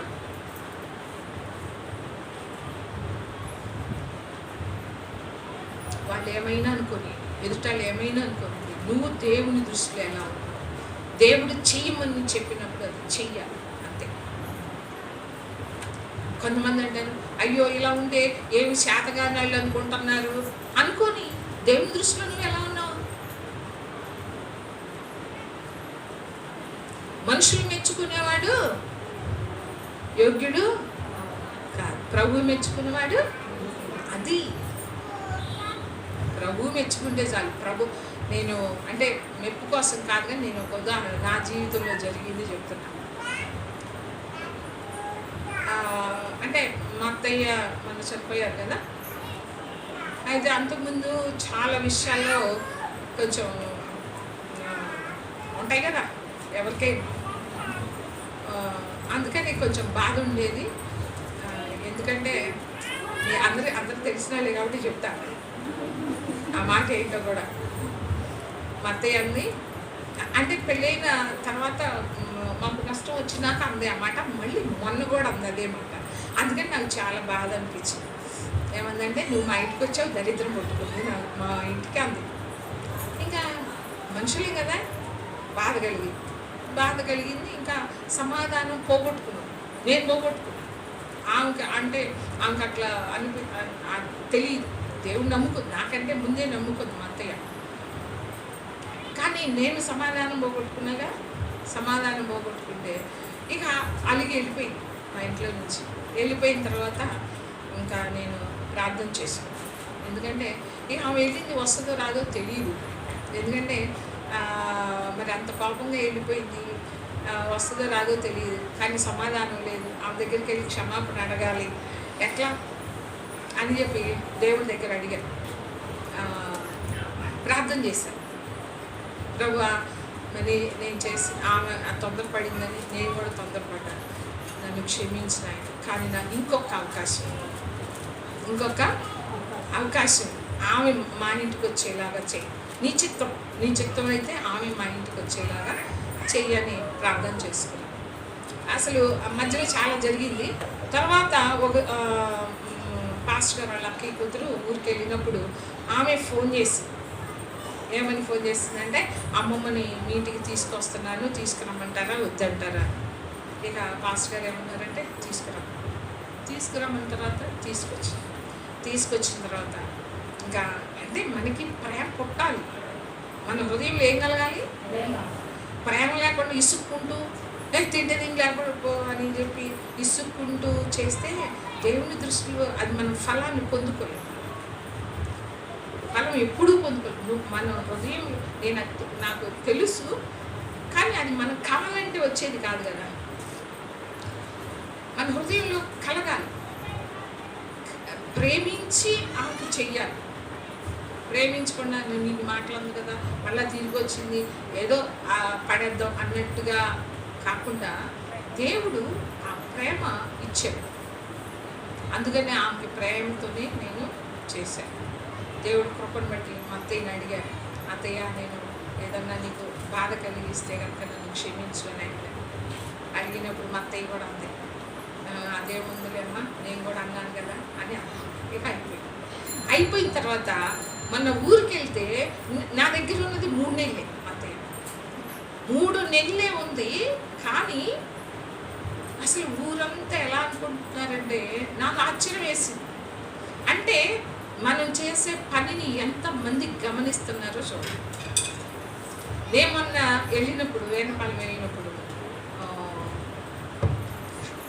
ఒకళ్ళు అన్నారు నాతోటి, మా అక్కయ్య అవుతుంది, మా అక్కయ్య కాదు, మా అక్కయ్య అన్నారు, మళ్ళీ మా ఆడబిడ్డ గారు అమ్మాయి వాళ్ళ అత్తయ్య వాళ్ళు కూడా అన్నారు, ఏమోనండి అమ్మ అప్పుడు ఎట్లా ఉన్నా ఇప్పుడు మాత్రం మంచి పేరు తెచ్చుకున్నావు, నాగేశ్వరరావు తెచ్చుకున్నావు, నువ్వు తెచ్చుకున్నావు. ఎందుకంటే అంతకుముందు ఈయన వాళ్ళ నాన్నగారిని కూడా ఈయనే చూశారు. 15 రోజులకు ఒకసారి వెళ్ళి ఆ మంచంలో పడితే ఈయనే చూసేవాళ్ళు, ఒక మనిషిని పెట్టి. మా అత్తయ్య అనేవాళ్ళు రాలే, అసలు చూడలే, కానీ ఈయనే చేశారు అని మొన్న అంటున్నారనమాట. ఏమనంటే తల్లిదండ్రులు ఇద్దరిని మీరు మంచిగా చూసుకున్నారు, మంచి పేరు తెచ్చుకున్నారు.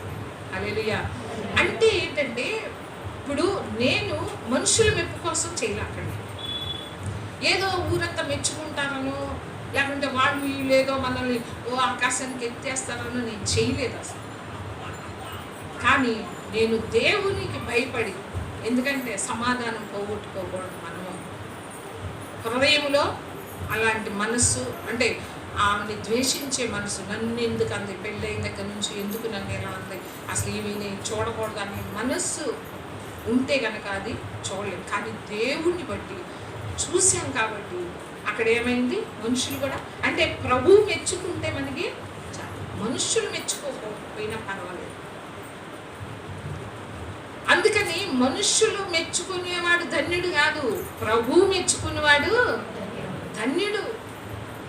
పేరు కోసం మనం చేయటం కాదు. మంత్రులు చేస్తున్నారు, ఎమ్మెల్యేలు ఎంపీలు అందరూ పేరు కోసం చేస్తున్నారు, అది కాదు. దేవుడు నిన్ను మెచ్చుకుంటే మనుషులు కూడా నిన్ను మెచ్చుకుంటారు. మనుషుల దృష్టిలో, దేవుని దృష్టిలో నీ ప్రవర్తన సరైనదిగా ఉంటే శత్రువులు కూడా దేవుడు ఏం చేస్తాడు, నీకు ఏం చేస్తాడు? మీరు ఒక్కళ్ళు కూడా వాక్యం చదవట్లేదు, మర్చిపోతున్నారు. ఏం చేస్తారు? దేవుడు ఏం చేస్తాడు? దేవుడు ఏం చేస్తాడు? నీ శత్రువులు సహా. నాకు ఆశ్చర్యం వేసింది. అంటే మరి ఈ వాక్యం వింటారో ఏమో మరి తెలియదు. అంతకుముందు మాట్లాడచ్చు కదా అమ్మాయి మాతో అంతా మాట్లాడింది. ఇప్పుడైతే అసలు ఎలా మాట్లాడుతున్నారో ఇప్పుడైతే. ఎందుకు 3 నెలలే మేము చూసి 3 నెలలు చూసిన దానికి నాకు ఆశ్చర్యం వేసింది. అంతకుముందు మామయ్య అని అట్లా ఏం మాట్లాడతాం ప్రేమ, కానీ ఇప్పుడు మామయ్య అంట పక్కకు వచ్చి కూర్చోవటం కానీ మాట్లాడటం కానీ నేను చూశాను. ఎందుకంటే మనము దేవుని దృష్టిలో ఎలా ఉన్నాము, దేవుడు చెప్పింది చేసేవారంగా మనం ఉండాలి. మన ప్రవర్తన, మన స్వభావం, వాక్యపు వెలుగులో మనల్ని మనం సరి చేసుకున్నాం. సమాధానం ఎక్కడ పోగొట్టుకున్నావు అది వెతకమంటున్నాడు. దేవుడు వెతకాలి మనం. దేవుడు మహాకృపను బట్టి అసలు నేను ఆశ్చర్యపోయాను. మా అత్తయ్య కూడా అంది ఒక మాట.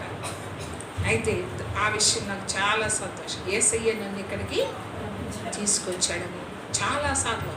అంతేగాదు అమ్మ నువ్వు చల్లగా ఉంటావు, హల్లెలూయా, చాలు, ఒక్క మాట చాలు.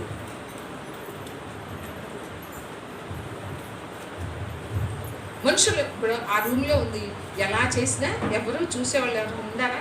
నేను పెట్టినా పెట్టకపోయినా ఎన్ని మాటలన్నా ఎవరైనా చూసేవాళ్ళు ఉన్నారా? అవకాశం దొరికి ఒకసారి మా చిన్నక్కయ్య అనుకుంటా ఒకసారి ఫోన్ చేస్తే మన స్వభావం మా ఫ్రెండ్ కూడా చేశారులే. వాళ్ళు కూడా ఏం చెప్పారంటే, ఇప్పుడు చాలామందిని ఏం చేస్తామంటే మన స్వభావాలు అలాంటివి అందరి. అంతకుముందు మనల్ని బాధ పెట్టిని, మనల్ని ఎలా హింసించిందో, ఎలా మాట్లాడిందో అవన్నీ కూడా ఏం చేస్తామో ఆమె చేత కాకుండా మంచంలో పడినప్పుడు అప్పుడు తీర్చుకుంటాం. నువ్వు అన్నావుగా నన్ను ఆ మాటలు, అప్పుడు అన్నావుగా, నన్ను చూసావా, నన్ను చేసావా, ఇప్పుడైతే వచ్చావా నా ఇంటికి అని అనొచ్చు మనం. వాళ్ళు నాకు సలహా ఇచ్చారు ఏమని, ఇప్పుడు బలహీనురాలుగా నీ దగ్గరకు వచ్చి అంటే తెలుసు నాకు, కానీ మళ్ళీ వాళ్ళు నాకు ఏం చెప్పారంటే బలహీనురాలుగా అంటే చేత కాకుండా నీ దగ్గరకు వచ్చి అవన్నీ కూడా మనము మర్చిపోవాలి. ఏం మర్చిపోవాలి?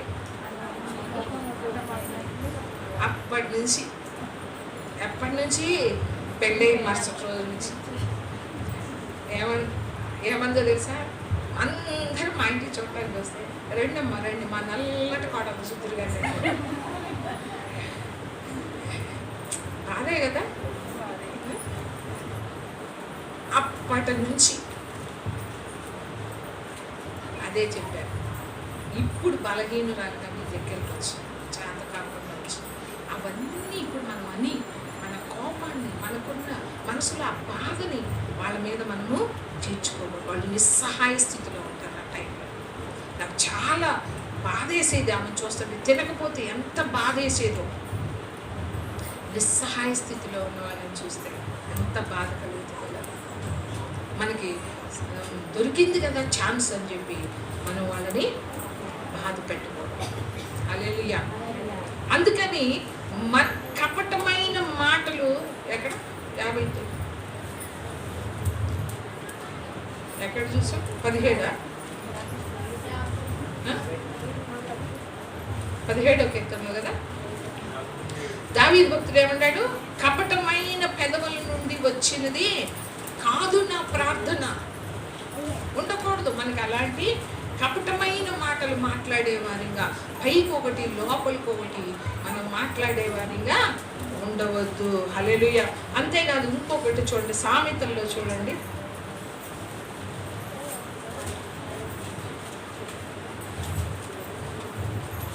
మన పెదాల్లో కత్తులు పెట్టుకొని మనం ఉండకూడదు.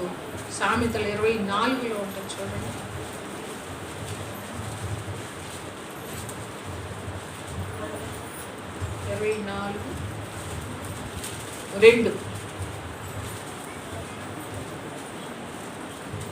24:2 వారి హృదయము బలత్కారము చేయ యోచించును, వారి పెదవులు కీడును గురించి మాట్లాడును. హల్లెలూయా. ఎలా మాట్లాడతాయంట? దేని గురించి మాట్లాడతాయంట? కీడు. మన పెదాలు ఎప్పుడు కూడా కీడు మాటలే మాట్లాడతాయి. ఎందుకు? మనకి కోపం వచ్చిన మన పిల్లల్ని ఏమంటాం? ఒరే నువ్వు చస్తే బాగుండరా, ఈ పేడ వదిలిపోతావు, వాళ్ళకి అట్లా జరిగితే బాగుండు, వీళ్ళకి ఇట్లా జరిగితే బాగుండని కీడు మాటలు మాట్లాడు.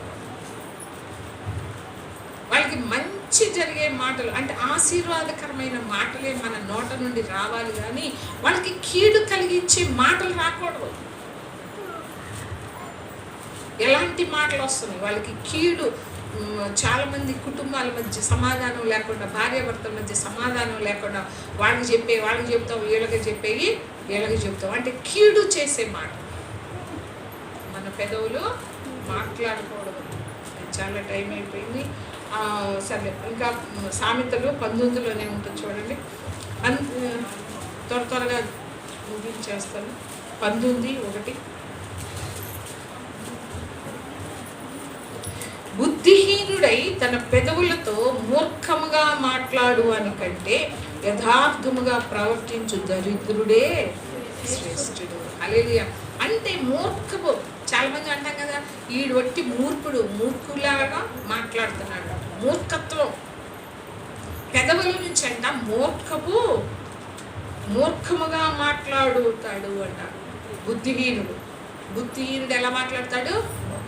మూర్ఖంగా మాట్లాడతాడు. వాళ్ళ పెదవుల నుంచి మూర్ఖపు మాటలే వస్తూ ఉంటాయి. కానీ దేవుడు అన్నాడు, యథార్థంగా ప్రవర్తించే దరిద్రుడు శ్రేష్ఠుడు. యథార్థంగా ప్రవర్తించినప్పుడు నీవు దరిద్రతలో ఉన్నా కూడా దేవుడు మెచ్చుకుంటున్నాడు, నువ్వు శ్రేష్టమైన వాడువని. యథార్థత మనకు కావాలి, అది దేవునికి ఇష్టమైనది. హల్లెలూయా. ఎలా ఉన్నాయి మన పెదాలు? ఇంకోటి చూడండి, మన పెదముల కింద ఎలా ఉన్నాయో, ఏ విధంగా ఉన్నదో ఇది మరీ భయంకరమైనది. రోమీలకు రాసిన పత్రిక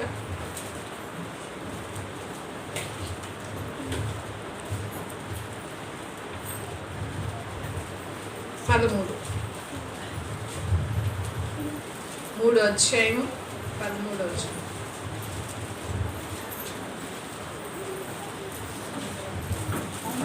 వారి గొంతుక తెరచిన సమాధి, తమ నాలుకతో మోసము చేయుదురు, వారి పెదవుల కింద సర్ప విషం ఉన్నది. హల్లెలూయా. ఏముందంట? మన పెదాల్లో కత్తులు ఉన్నాయంట. మన పెదాల కింద పెట్టుకుంటారు కొంతమంది. ఏం పెట్టుకుంటారు? మన పెదాల కింద కొంతమంది ఆడాళ్ళు కూడా పెట్టుకుంటారు, మగాళ్ళు పెట్టుకుంటారు. ఏం పెట్టుకుంటారు? ఎప్పుడు చూసినా ఆక లేకుంటే ఏదో పెట్టుకుంటారు కదా. ఏం తంబాక ఇక్కడేనా పెట్టుకునేది? పెదవుల కింద ఏం పెట్టుకుంటున్నారు? వాళ్ళు పెట్టుకుంటారు కదా తంబాకు, ఏదో ఒకటి. ఇప్పుడు మన పెదాల కింద ఏముందని చెప్తున్నాడు దేవుడు? ఏముంది? విషం. ఇక్కడేముంది? కత్తులు ఉన్నాయి. ఇక్కడ దేవుడు ఏమన్నంటే వారి పెదవుల క్రింద సర్ప విషం ఉందంట. హల్లెలూయా. ఏముందంట మన పెదవుల కింద? క్రిస్టియన్స్ పెదవుల క్రింద ఏముంది? ఎంత భయంకరమో చూడండి. దేవుడు ఎలాంటి దాంతో పోలుస్తున్నాడు. సర్ప విషం అంటే ఆ విషం అంటే ఆ కాటు వేయంగానే ఏమైపోతారు? చచ్చిపోతారు. మన పెదాల కింద విషము, సర్ప విషము ఉందంటే నీ మాటలు ఎలా ఉన్నాయి? ఎదుటి వాళ్ళని చంపేసేగా ఉంటాయి, అప్పటికప్పుడు చచ్చేగా ఉంటాయి, చచ్చిపోదాం అనుకునేలాగా ఉంటాయి కొంతమంది మాటలు. కొంతమంది భర్తలు భార్యలు అలాగనే ఈ బ్రతుకెందుకు, చచ్చిపోతే బాగుండని అనుకునేలాగా ఉంటాయి. సర్ప విషం. కొంతమంది భార్యలు భర్తలను కూడా అలాంటి మాటలు మాట్లాడేవాళ్ళు. ఎందుకు ఆత్మహత్యలు చేసుకున్నారు? ఎందుకు బలవంతము చావులు చేస్తున్నారు? ఎందుకంటే మాటలు చచ్చేలాగా సర్ప విషం ఆ విషం కనుక ఆ పాము కాటేస్తే చచ్చిపోతారు మనిషి. పెదవుల కింద సర్ప విషం ఉంది. ఆ మాట మాట్లాడితే చాలు చచ్చిపోతారు. ఎవరో ఇంతకుముందు ఎక్కడో విన్నాను, ఎప్పుడో ఒకసారి కూడా చెప్పాను అనుకుంటున్నాను, మొన్న ఈ మధ్య ఎప్పుడో చెప్పాను. భార్యాభర్తలు మంచి అన్యోన్యంగా ఉంటున్నారు. అన్యోన్యంగా ఉంటుంటే ఉదయం ఎప్పుడో వెళ్ళి నైట్కి వస్తాడంట భర్త. ఇక పక్కన ఒక ఆమె ఉంది మనలాంటి ఆమె, అంటే ఆ స్వభావం. ఆమె ఏం చేసింది, రోజు పనికి మాలిన కబుర్లు చెప్తే ఈ అమ్మాయి దగ్గరికి వచ్చి, నీ ఆయన ఎక్కడికి వెళ్తున్నాడంటే డ్యూటీకి వెళ్తాడు. పిల్లలు బయట ఎవరున్నారు, ఎందుకు బయట తిరుగుతున్నారు? చిన్నప్పటి నుంచి భక్తి నేర్పడు, లేకుంటే చెడిపోతుంది, నీ ఇష్టం. అయితే రోజు ఆమెందంట, నేను మా ఆయన ఆఫీస్కి వెళ్తున్నాడు, చాలా వర్క్ కదా, ఉదయం వెళ్ళి నైట్కి వస్తాడు అని అందంట. రోజుకి కొంచెం కొంచెం ఎక్కిస్తూ ఉంది విషయం. ఏమని, నువ్వు నమ్ముతున్నావా, ఉదయం వెళ్ళి రాత్రికి వస్తున్నాడు, ఎక్కడ తిరుగుతున్నాడు, ఏం చేస్తున్నాడు నీకు తెలుసా అని. ఏం చేస్తుంది, కొంచెం కొంచెం ఎక్కిస్తుంది, ఇంజెక్షన్ కొంచెం కొంచెం. అతనేమో భార్య కోసం పిల్లల కోసం కష్టపడి సంపాదించడానికి ఉదయం వెళ్ళి రాత్రికి వస్తుంటే, ఈ పనికి మాలిన ఏం చేస్తారు, ఉంటారు కదా ఇరుగు పొరుగు వాళ్ళు, ఓర్చుకోలేని వాళ్ళు ఉంటారు. భార్యాభర్తలు మంచిగా ఉంటే వాళ్ళు ఉండరు, ఉండే వాళ్ళని చూసి ఓర్చుకోలేరు కాదు చాలామంది. ఏం చేస్తారు, కొంతమంది ఆ కుటుంబాన్ని ఎలాగైనా విడగొట్టాలి కంకణం కట్టుకుంటారు.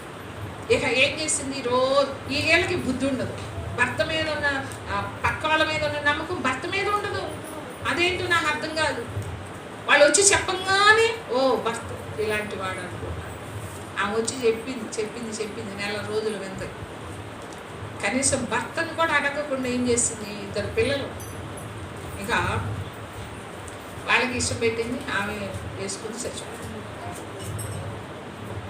నిజంగా జరిగింది.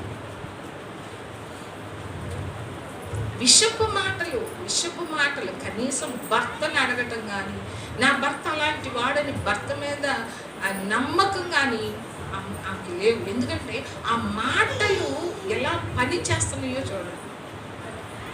నిజం ఎప్పుడు తొందరగా పని చేయదు, అబద్ధమే ఎక్కువ తొందరగా పని చేస్తుంది.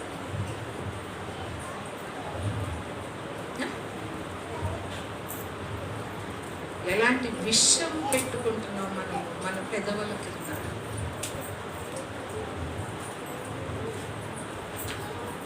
ఎవరికి తీర్పులు తీర్చుకోండి దయచేసి.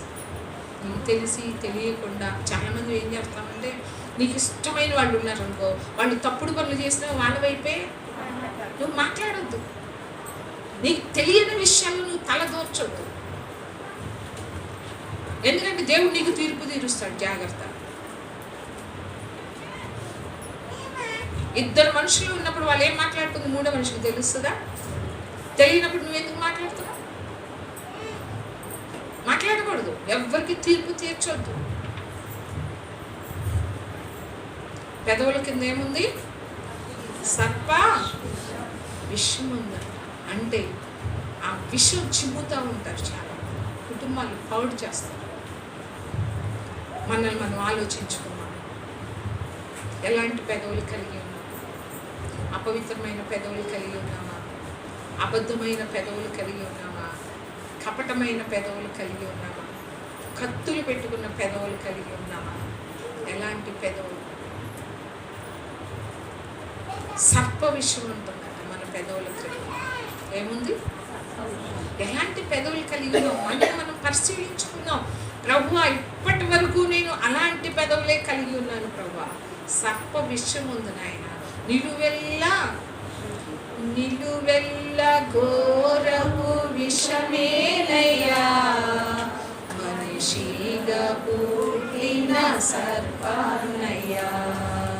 నిలువెల్ల ఘోరపు విషమేనయ్యా, మనిషిగా పుట్టిన సర్పాన్నయ్యా. విషం విరిచావులే, పాపం పడిగావులే,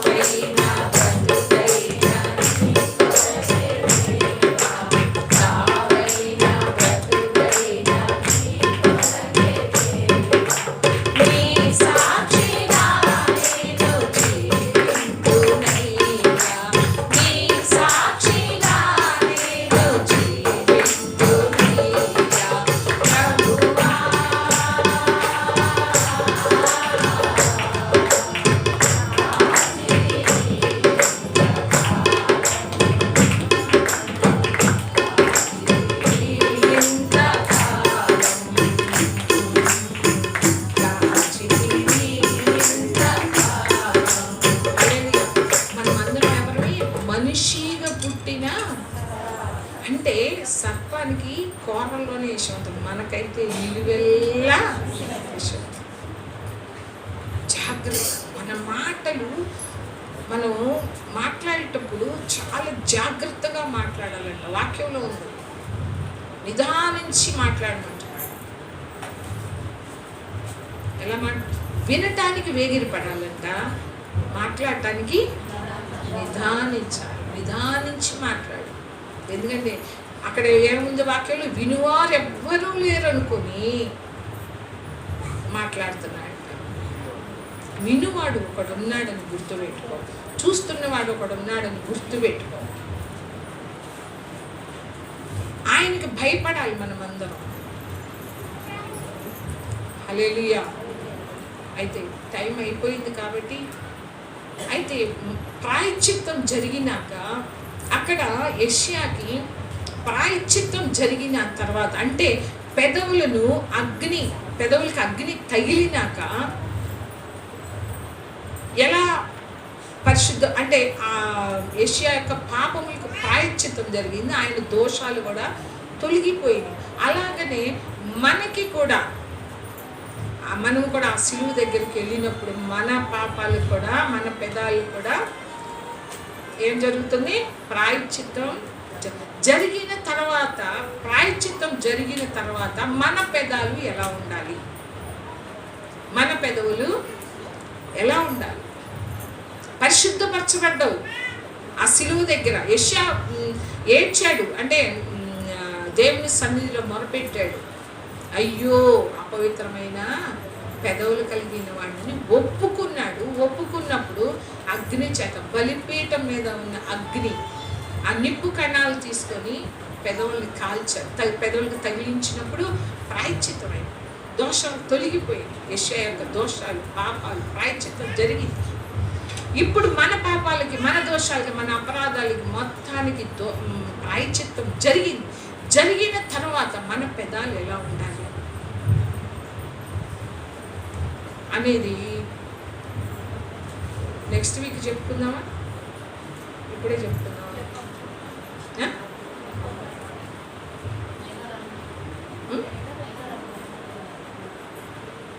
వచ్చేసరికి ఇప్పుడు ఏం జరుగుతుందో అంటే 2:30 అవుతుంది కదా, మళ్ళీ నేను చెప్పాలి అంటే కొంచెం టైం పడుతుంది, అరగంట 30 గంట. అంటే ఇప్పుడు ప్రాయశ్చిత్తం జరిగిన తర్వాత ఈ పెదాలు ప్రతిష్ఠితమైన పెదాలు. మన పెదాలు ఏ పెదాలు? అవునా? అవునా? ఈ పెదాలు ఏంటి? నిజమా? నిజమే. ఈ పెదాలు ఎలాంటి? ప్రతిష్ఠించబడి ఆ పెదాలు ఎప్పుడైతే ప్రాయశ్చిత్తం జరిగిందో అప్పుడు మన పెదాలు ప్రతిష్ఠించబడిన పెదాలు. ఎలా ఉండాలి ఆ ప్రతిష్ఠించబడిన పెదాలు? ఎలా ఉండాలి? త్వరగా అంటే ఈ రిఫరెన్స్లు చెప్తాను, రాసుకోండి.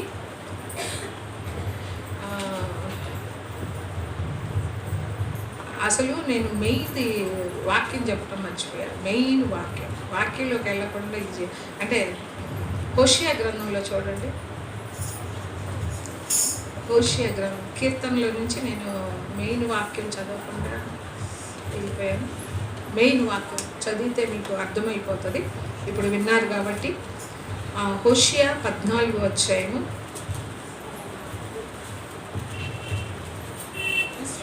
ఇశ్రాయేలు ప్రజలు చెప్తున్నారు,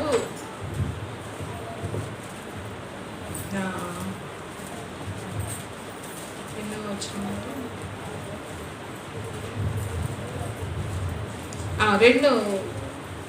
1 నుంచి చదువుదాం. ఇశ్రాయేలు, నీ పాపము చేత నీవు కూలితివి కనుక నీ దేవుడైన యెహోవా తట్టుకు తిరుగు. మాటలు సిద్ధపరచుకొని యెహోవా యొద్దకు తిరుగుడి. మీరు ఆయనతో చెప్పవలసినది ఏమనగా, మా పాపములన్నిటినీ పరిహరింపుము, ఎడ్లకు బదులుగా నీకు మా పెదవులను అర్పించుచున్నాము.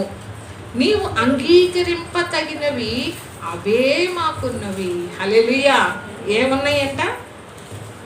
ఏమున్నాయంట? ఇశ్రాయేలుకి ఏమున్నాయంట? ఏం పెదవులు ఉన్నాయి?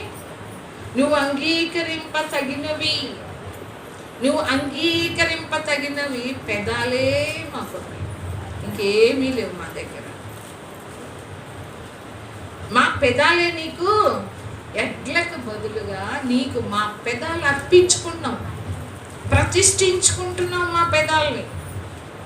ఎలా ఎలా ప్రతిష్ఠించుకుంటావు? అయ్యా, ఇంకా అపవిత్రమైన మాటలు నేను మాట్లాడాను, అబద్ధమైన మాటలు నేను మాట్లాడాను, నేను ప్రతిష్ఠించుకుంటున్నాను నా పెదాలు. కపటమైన మాటలు నేను మాట్లాడు, కీడు చేసే మాటలు మాట్లాడు, మూర్ఖంగా మాట్లాడే మాటలు మాట్లాడు, కత్తి లాంటి మాటలు నేను మాట్లాడు, ఇతరులు చచ్చేలాగా నేను మాటలు మాట్లాడు. అలాగూ నా పెదవుల్ని నీకు ప్రతిష్ఠించుకుంటున్నాను. ఇక్కడ ఏమున్నది? ఎడ్లకు బదులుగా మా పెదాలనే నీకు. చదవండి, చదువు వచ్చినాడు బాగా. ఏమర్పించుకుంటున్నారు వాళ్ళు?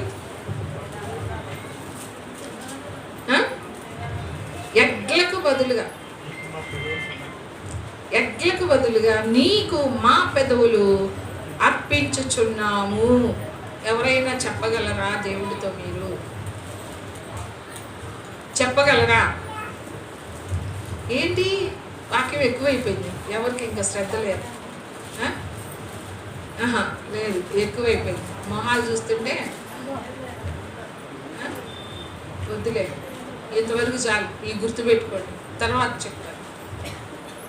ప్రతిష్ఠించుకున్న పెదాలు ఎలా ఉండాలి అనేది నెక్స్ట్ వీక్ చెప్తాను. ఎందుకంటే వాక్యం కూడా ఎక్కువ కాకూడదు, ఎక్కువ వినాలన్నా కూడా సహకరించదు. కాబట్టి మనం ఏం పెదాలు కలిగి ఉండాలి? మనం ఇశ్రాయేలు ప్రజలు చెప్తున్నారు, హోషియా అంటున్నాడు భక్తుడు, ఇశ్రాయేలు నీ పాపం చేత నీవు కూలితివి కనుక నువ్వు దేవుడి తట్టు తిరుగు.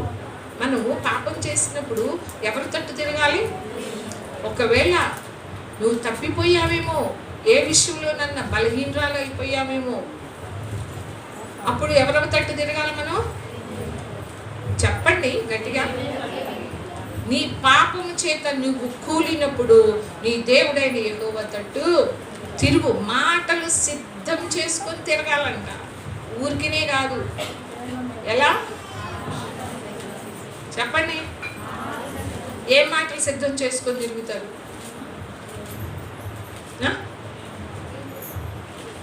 చెప్పండి, చెప్పాలి కదా. నువ్వు పాపం చేత కూలావు, బలహీనమైన స్థితిలో నువ్వు పడిపోయావు, నువ్వు జారిపోయావు.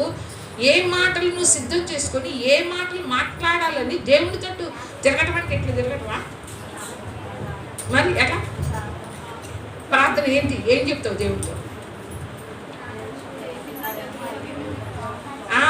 ప్రభువా, నేను ఇదిగో ఇట్లా కూలిపోయాను, అట్లా కూలిపోయాను, ఇలా పడిపోయాను, అలా పడిపోయాను. మీరు సిద్ధము చేసుకొని ఆయనతో చెప్పవలసిన ఏమనగా, మా పాపములన్నిటినీ పరిహరించున్నాయి. నేను ఏ పాపాలు నీకు వ్యతిరేకంగా చేశాను, ఏ విషయాలు నేను తప్పిపోయానో, ఎలా జారిపోయానో, ఏ గుంటలో పడిపోయానో, ఆ పాపాలన్నీ ఒక్కొక్కటి నువ్వు జ్ఞాపకం చేసుకొని దేవుని సన్నిధిలో ఒప్పుకున్న తర్వాత నాకు ఎడ్లకు బదులుగా ఈ పెదాలే ఉన్నాయి నాయన, నీకు అర్పించుకుంటున్నా, ఈ పెదాలు నీకు ప్రతిష్ఠించుకుంటున్నా, ఇవే నాకు ఉన్నాయి. ఏమన్నాడు? నువ్వు అంగీకరింపతగినవి అవే మాకున్నాయి, మా దగ్గర ఏం లేదు. నువ్వు అంగీకరించేవి మా దగ్గర పెదాలు ఉన్నాయి. ఆయన తట్టు తిరుగు. ఏ విషయాల్లో నువ్వు తప్పిపోయావో ఆ విషయాల్లో మాటలు సిద్ధం చేసుకుని ఆయన తట్టు తిరుగు. నీ పెదవులతో నువ్వేం చేసావో, ఏ పాపం చేసావో దేవుడు చెప్తున్నాడు. అపవిత్రమైన పెదవులు కలిగి ఉండకూడదు, అబద్ధములాడే పెదవులు కలిగి ఉండకూడదు, కీడు చేసే మాటలు మాట్లాడే పెదవులు ఉండకూడదు. నువ్వు సిద్ధం చేసుకో. ఇప్పుడు సిద్ధం చేసుకో. దేవుని తట్టు తిరుగు. ఏ విషయాల్లో తప్పిపోయావు కూలిపోయావు, జారిపోయావు. రవ్వా అపవిత్రమైన పెదవులు కలిగిన దాన్ని, అబద్ధములాడే పెదవులు కలిగిన దాన్ని, నా పెదవుల కింద సర్ప విషం ఉంది నాయన. నేను ఒక్క మాట మాట్లాడితే వాళ్ళు చచ్చిపోవాల్సిందే. అలాంటి స్వభావం కలిగిన వాడు. కత్తులున్నాయి నాయన నా పెదవుల్లో.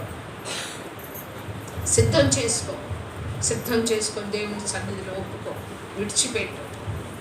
అతిక్రమలు దాచిపెట్టువాడు వర్ధిల్లడు. శాపం తెచ్చుకోవద్దు.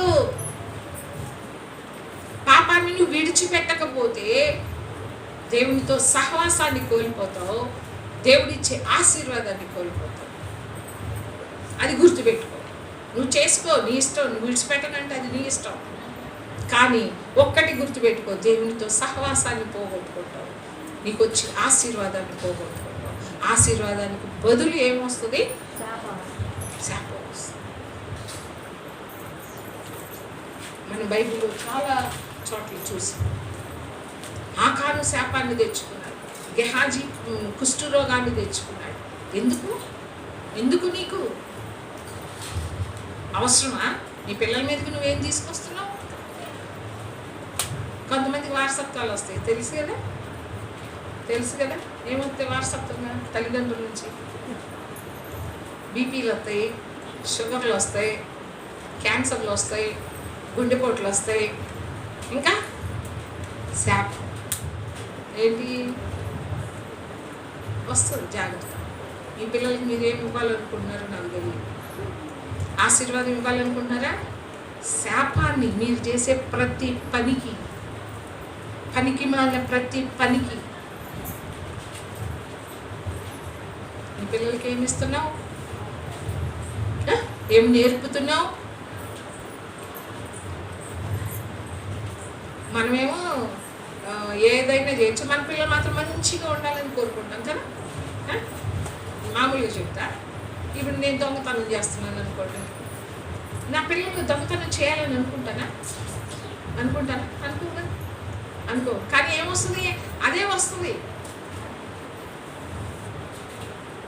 నువ్వు దేంట్లో ఉన్నావో అది నీ పిల్లల మీదకి వస్తుంది. అది గుర్తుపెట్టుకొని, అంతేకాదు శాపం పిల్లల మీదకి తీసుకొస్తాం. మనం ఆశీర్వాదాన్ని ఇవ్వాలి మన పిల్లలకి. ప్రార్థన నేర్పించండి, వాక్యం చదవటం నేర్పించండి, అబద్ధాలు ఆడకుండా ఎలా మాట్లాడాలో నేర్పించండి, దేవునికి నమ్మకంగా ఎలా జీవించాలో, దేవుని ఎలా ప్రేమించాలో, దేవుని మాటకి ఎలా లోబడాలో అది నేర్పించండి తల్లిదండ్రులు. హల్లెలూయా. ఎలాంటి పెదవులు మన ఇప్పుడు? ప్రతిష్ఠితమైన పెదవులు. ప్రతిష్ఠించుకోవాలి. ప్రతిష్ఠించుకుంటారా ఈరోజు? ఎవరన్నా అంత ధైర్యం ఉందా? ఒక్కళ్ళన్నా తలదిప్పుతారు చూడండి. ఒక్కళ్ళు కూడా తిప్పట్లేదు. మరి ఘోరం. అంటే దేవుడు చేయొద్దని పని చేస్తారా? ప్రయత్నం అన్నా చేస్తామమ్మా అన్నారా ఎవరన్నా? సాధకం చేయండి. ఒక పేపర్ పెట్టుకో. ఈరోజు ఎన్ని అబద్ధాలు ఆడావు? 100 ఆడావు అనుకో. ఈరోజు రేపుడికి 90, ఎల్లుండికి 80 చేసుకో. సాధకం ఏం చెయ్యవా? అన్ని సాధకం చేస్తావు కదా. పనులు రాకపోయినా నేర్చుకుంటారు కదా. మరి ఇదెందుకు నేర్చుకోవు? సాధకం చేయండి.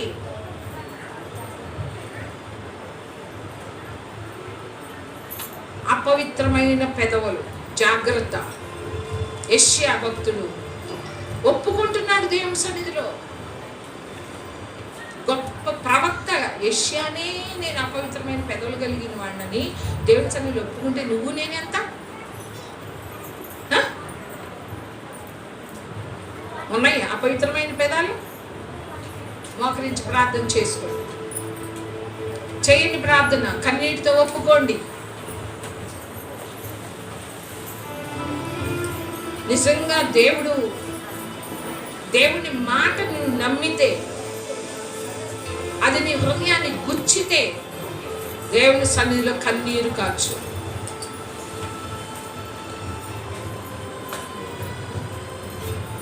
ఎలాంటి పెదవులు కలిగి ఉన్నావు? తల్లిదండ్రులతో అబద్ధాలు చెప్తారు, పిల్లలు అబద్ధాలు చెప్తారు, పెద్దాళ్ళు అబద్ధాలు చెప్తారు. ఏం తీసుకొస్తున్నావు కుటుంబం మీదకి?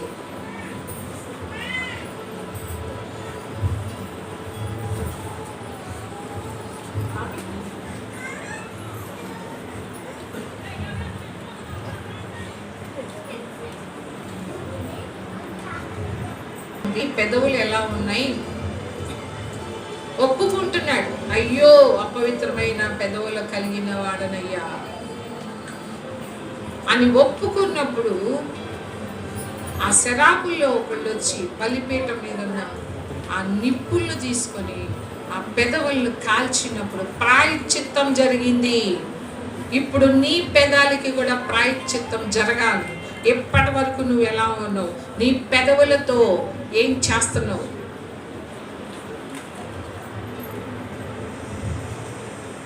ఆషామాషిగా తీసుకోవద్దు భక్తిని.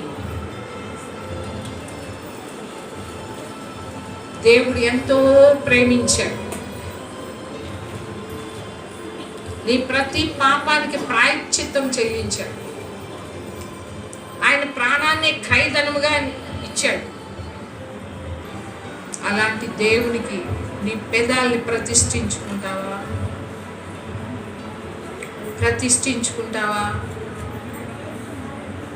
ప్రభువా, ఇప్పటి వరకు నేను అబద్ధములాడాను ప్రభువా, కపటమైన మాటలు మాట్లాడాను, మూర్ఖపు మాటలు మాట్లాడాను, కత్తులు పెదవుల్లో పెట్టుకున్నాను, నా పెదవుల కింద విషసర్పం ఉంది, కీడు చేసే పెదవులు నా పెదవులు.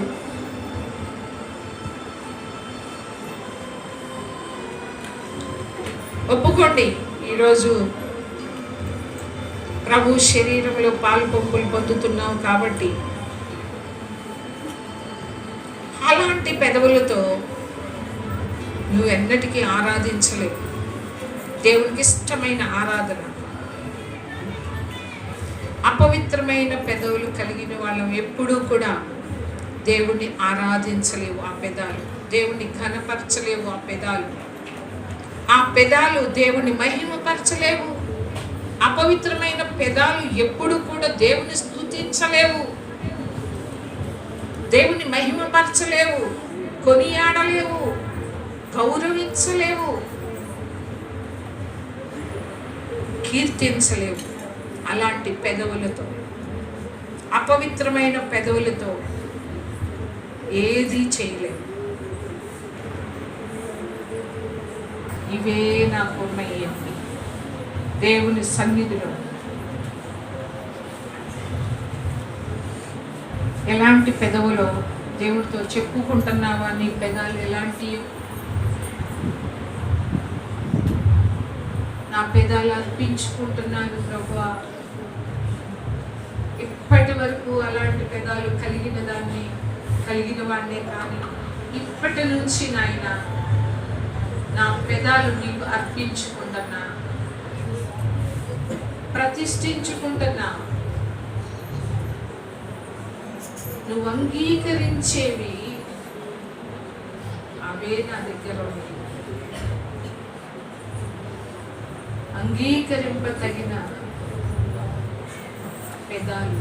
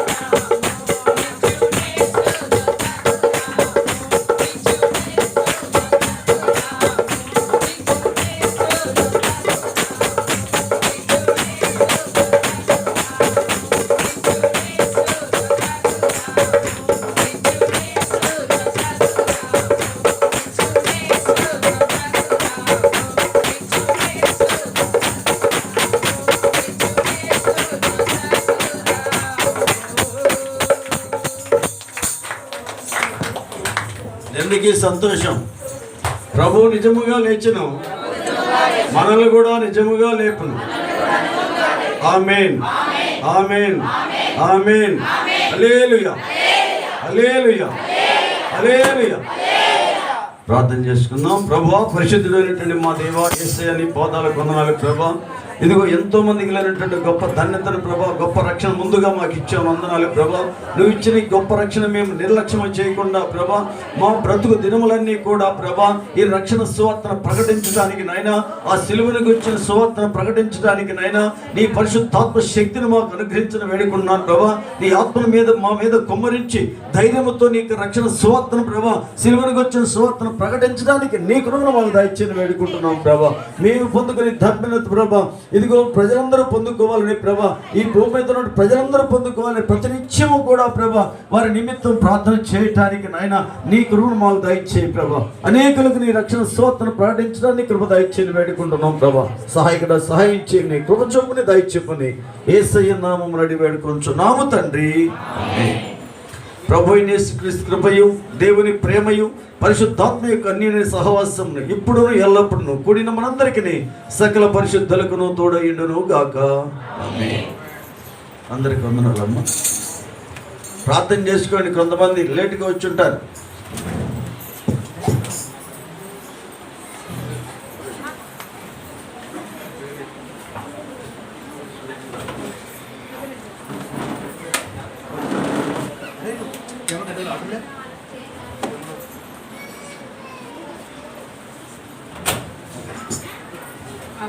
నిడుమల్లో మీటింగ్స్ ఉన్నాయి. ఎవరైనా రావాలనుకునే వాళ్ళు నాకు పేర్లు ఇవ్వండి.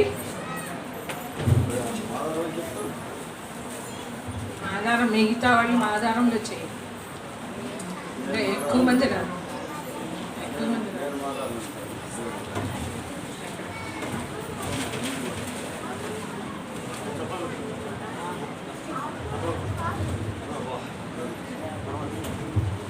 ప్రభా, పరిశుద్ధుడైన మా దేవా, యేసయ్య నీ పాదాలకు వందనాలు ప్రభా. ఈ యొక్క నూతన సంవత్సరం 2021వ సంవత్సరానికి నేను ఇచ్చినటువంటి నూతనమైన క్యాలెండర్ బట్టి నీకే వందనాలు ప్రభా.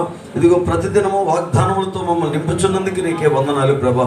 ఈ యొక్క నూతన సంవత్సరంలో వచ్చిన ప్రతినిత్యం ఇచ్చినటువంటి వాగ్దానం ప్రభా మేము స్వతంత్రుకునే భాగ్యాన్ని మాకు అనుగ్రహించి నీ నామానికి మహిమ తెచ్చుకోమని, ఘనత తెచ్చుకోమని యేసయ్య నామమున అడిగి వేడుకొంచున్నాము తండ్రి. ఆమేన్.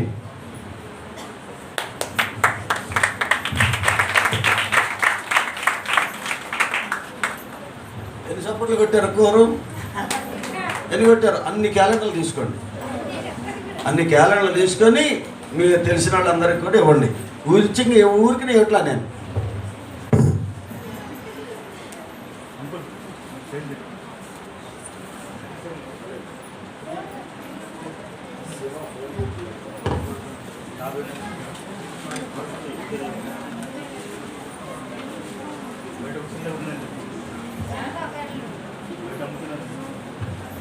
బయట ఇస్తారు. ఎంత? 30 రూపాయలు క్యాలెండరు బయట ఇస్తారు. తీసుకుంటారు.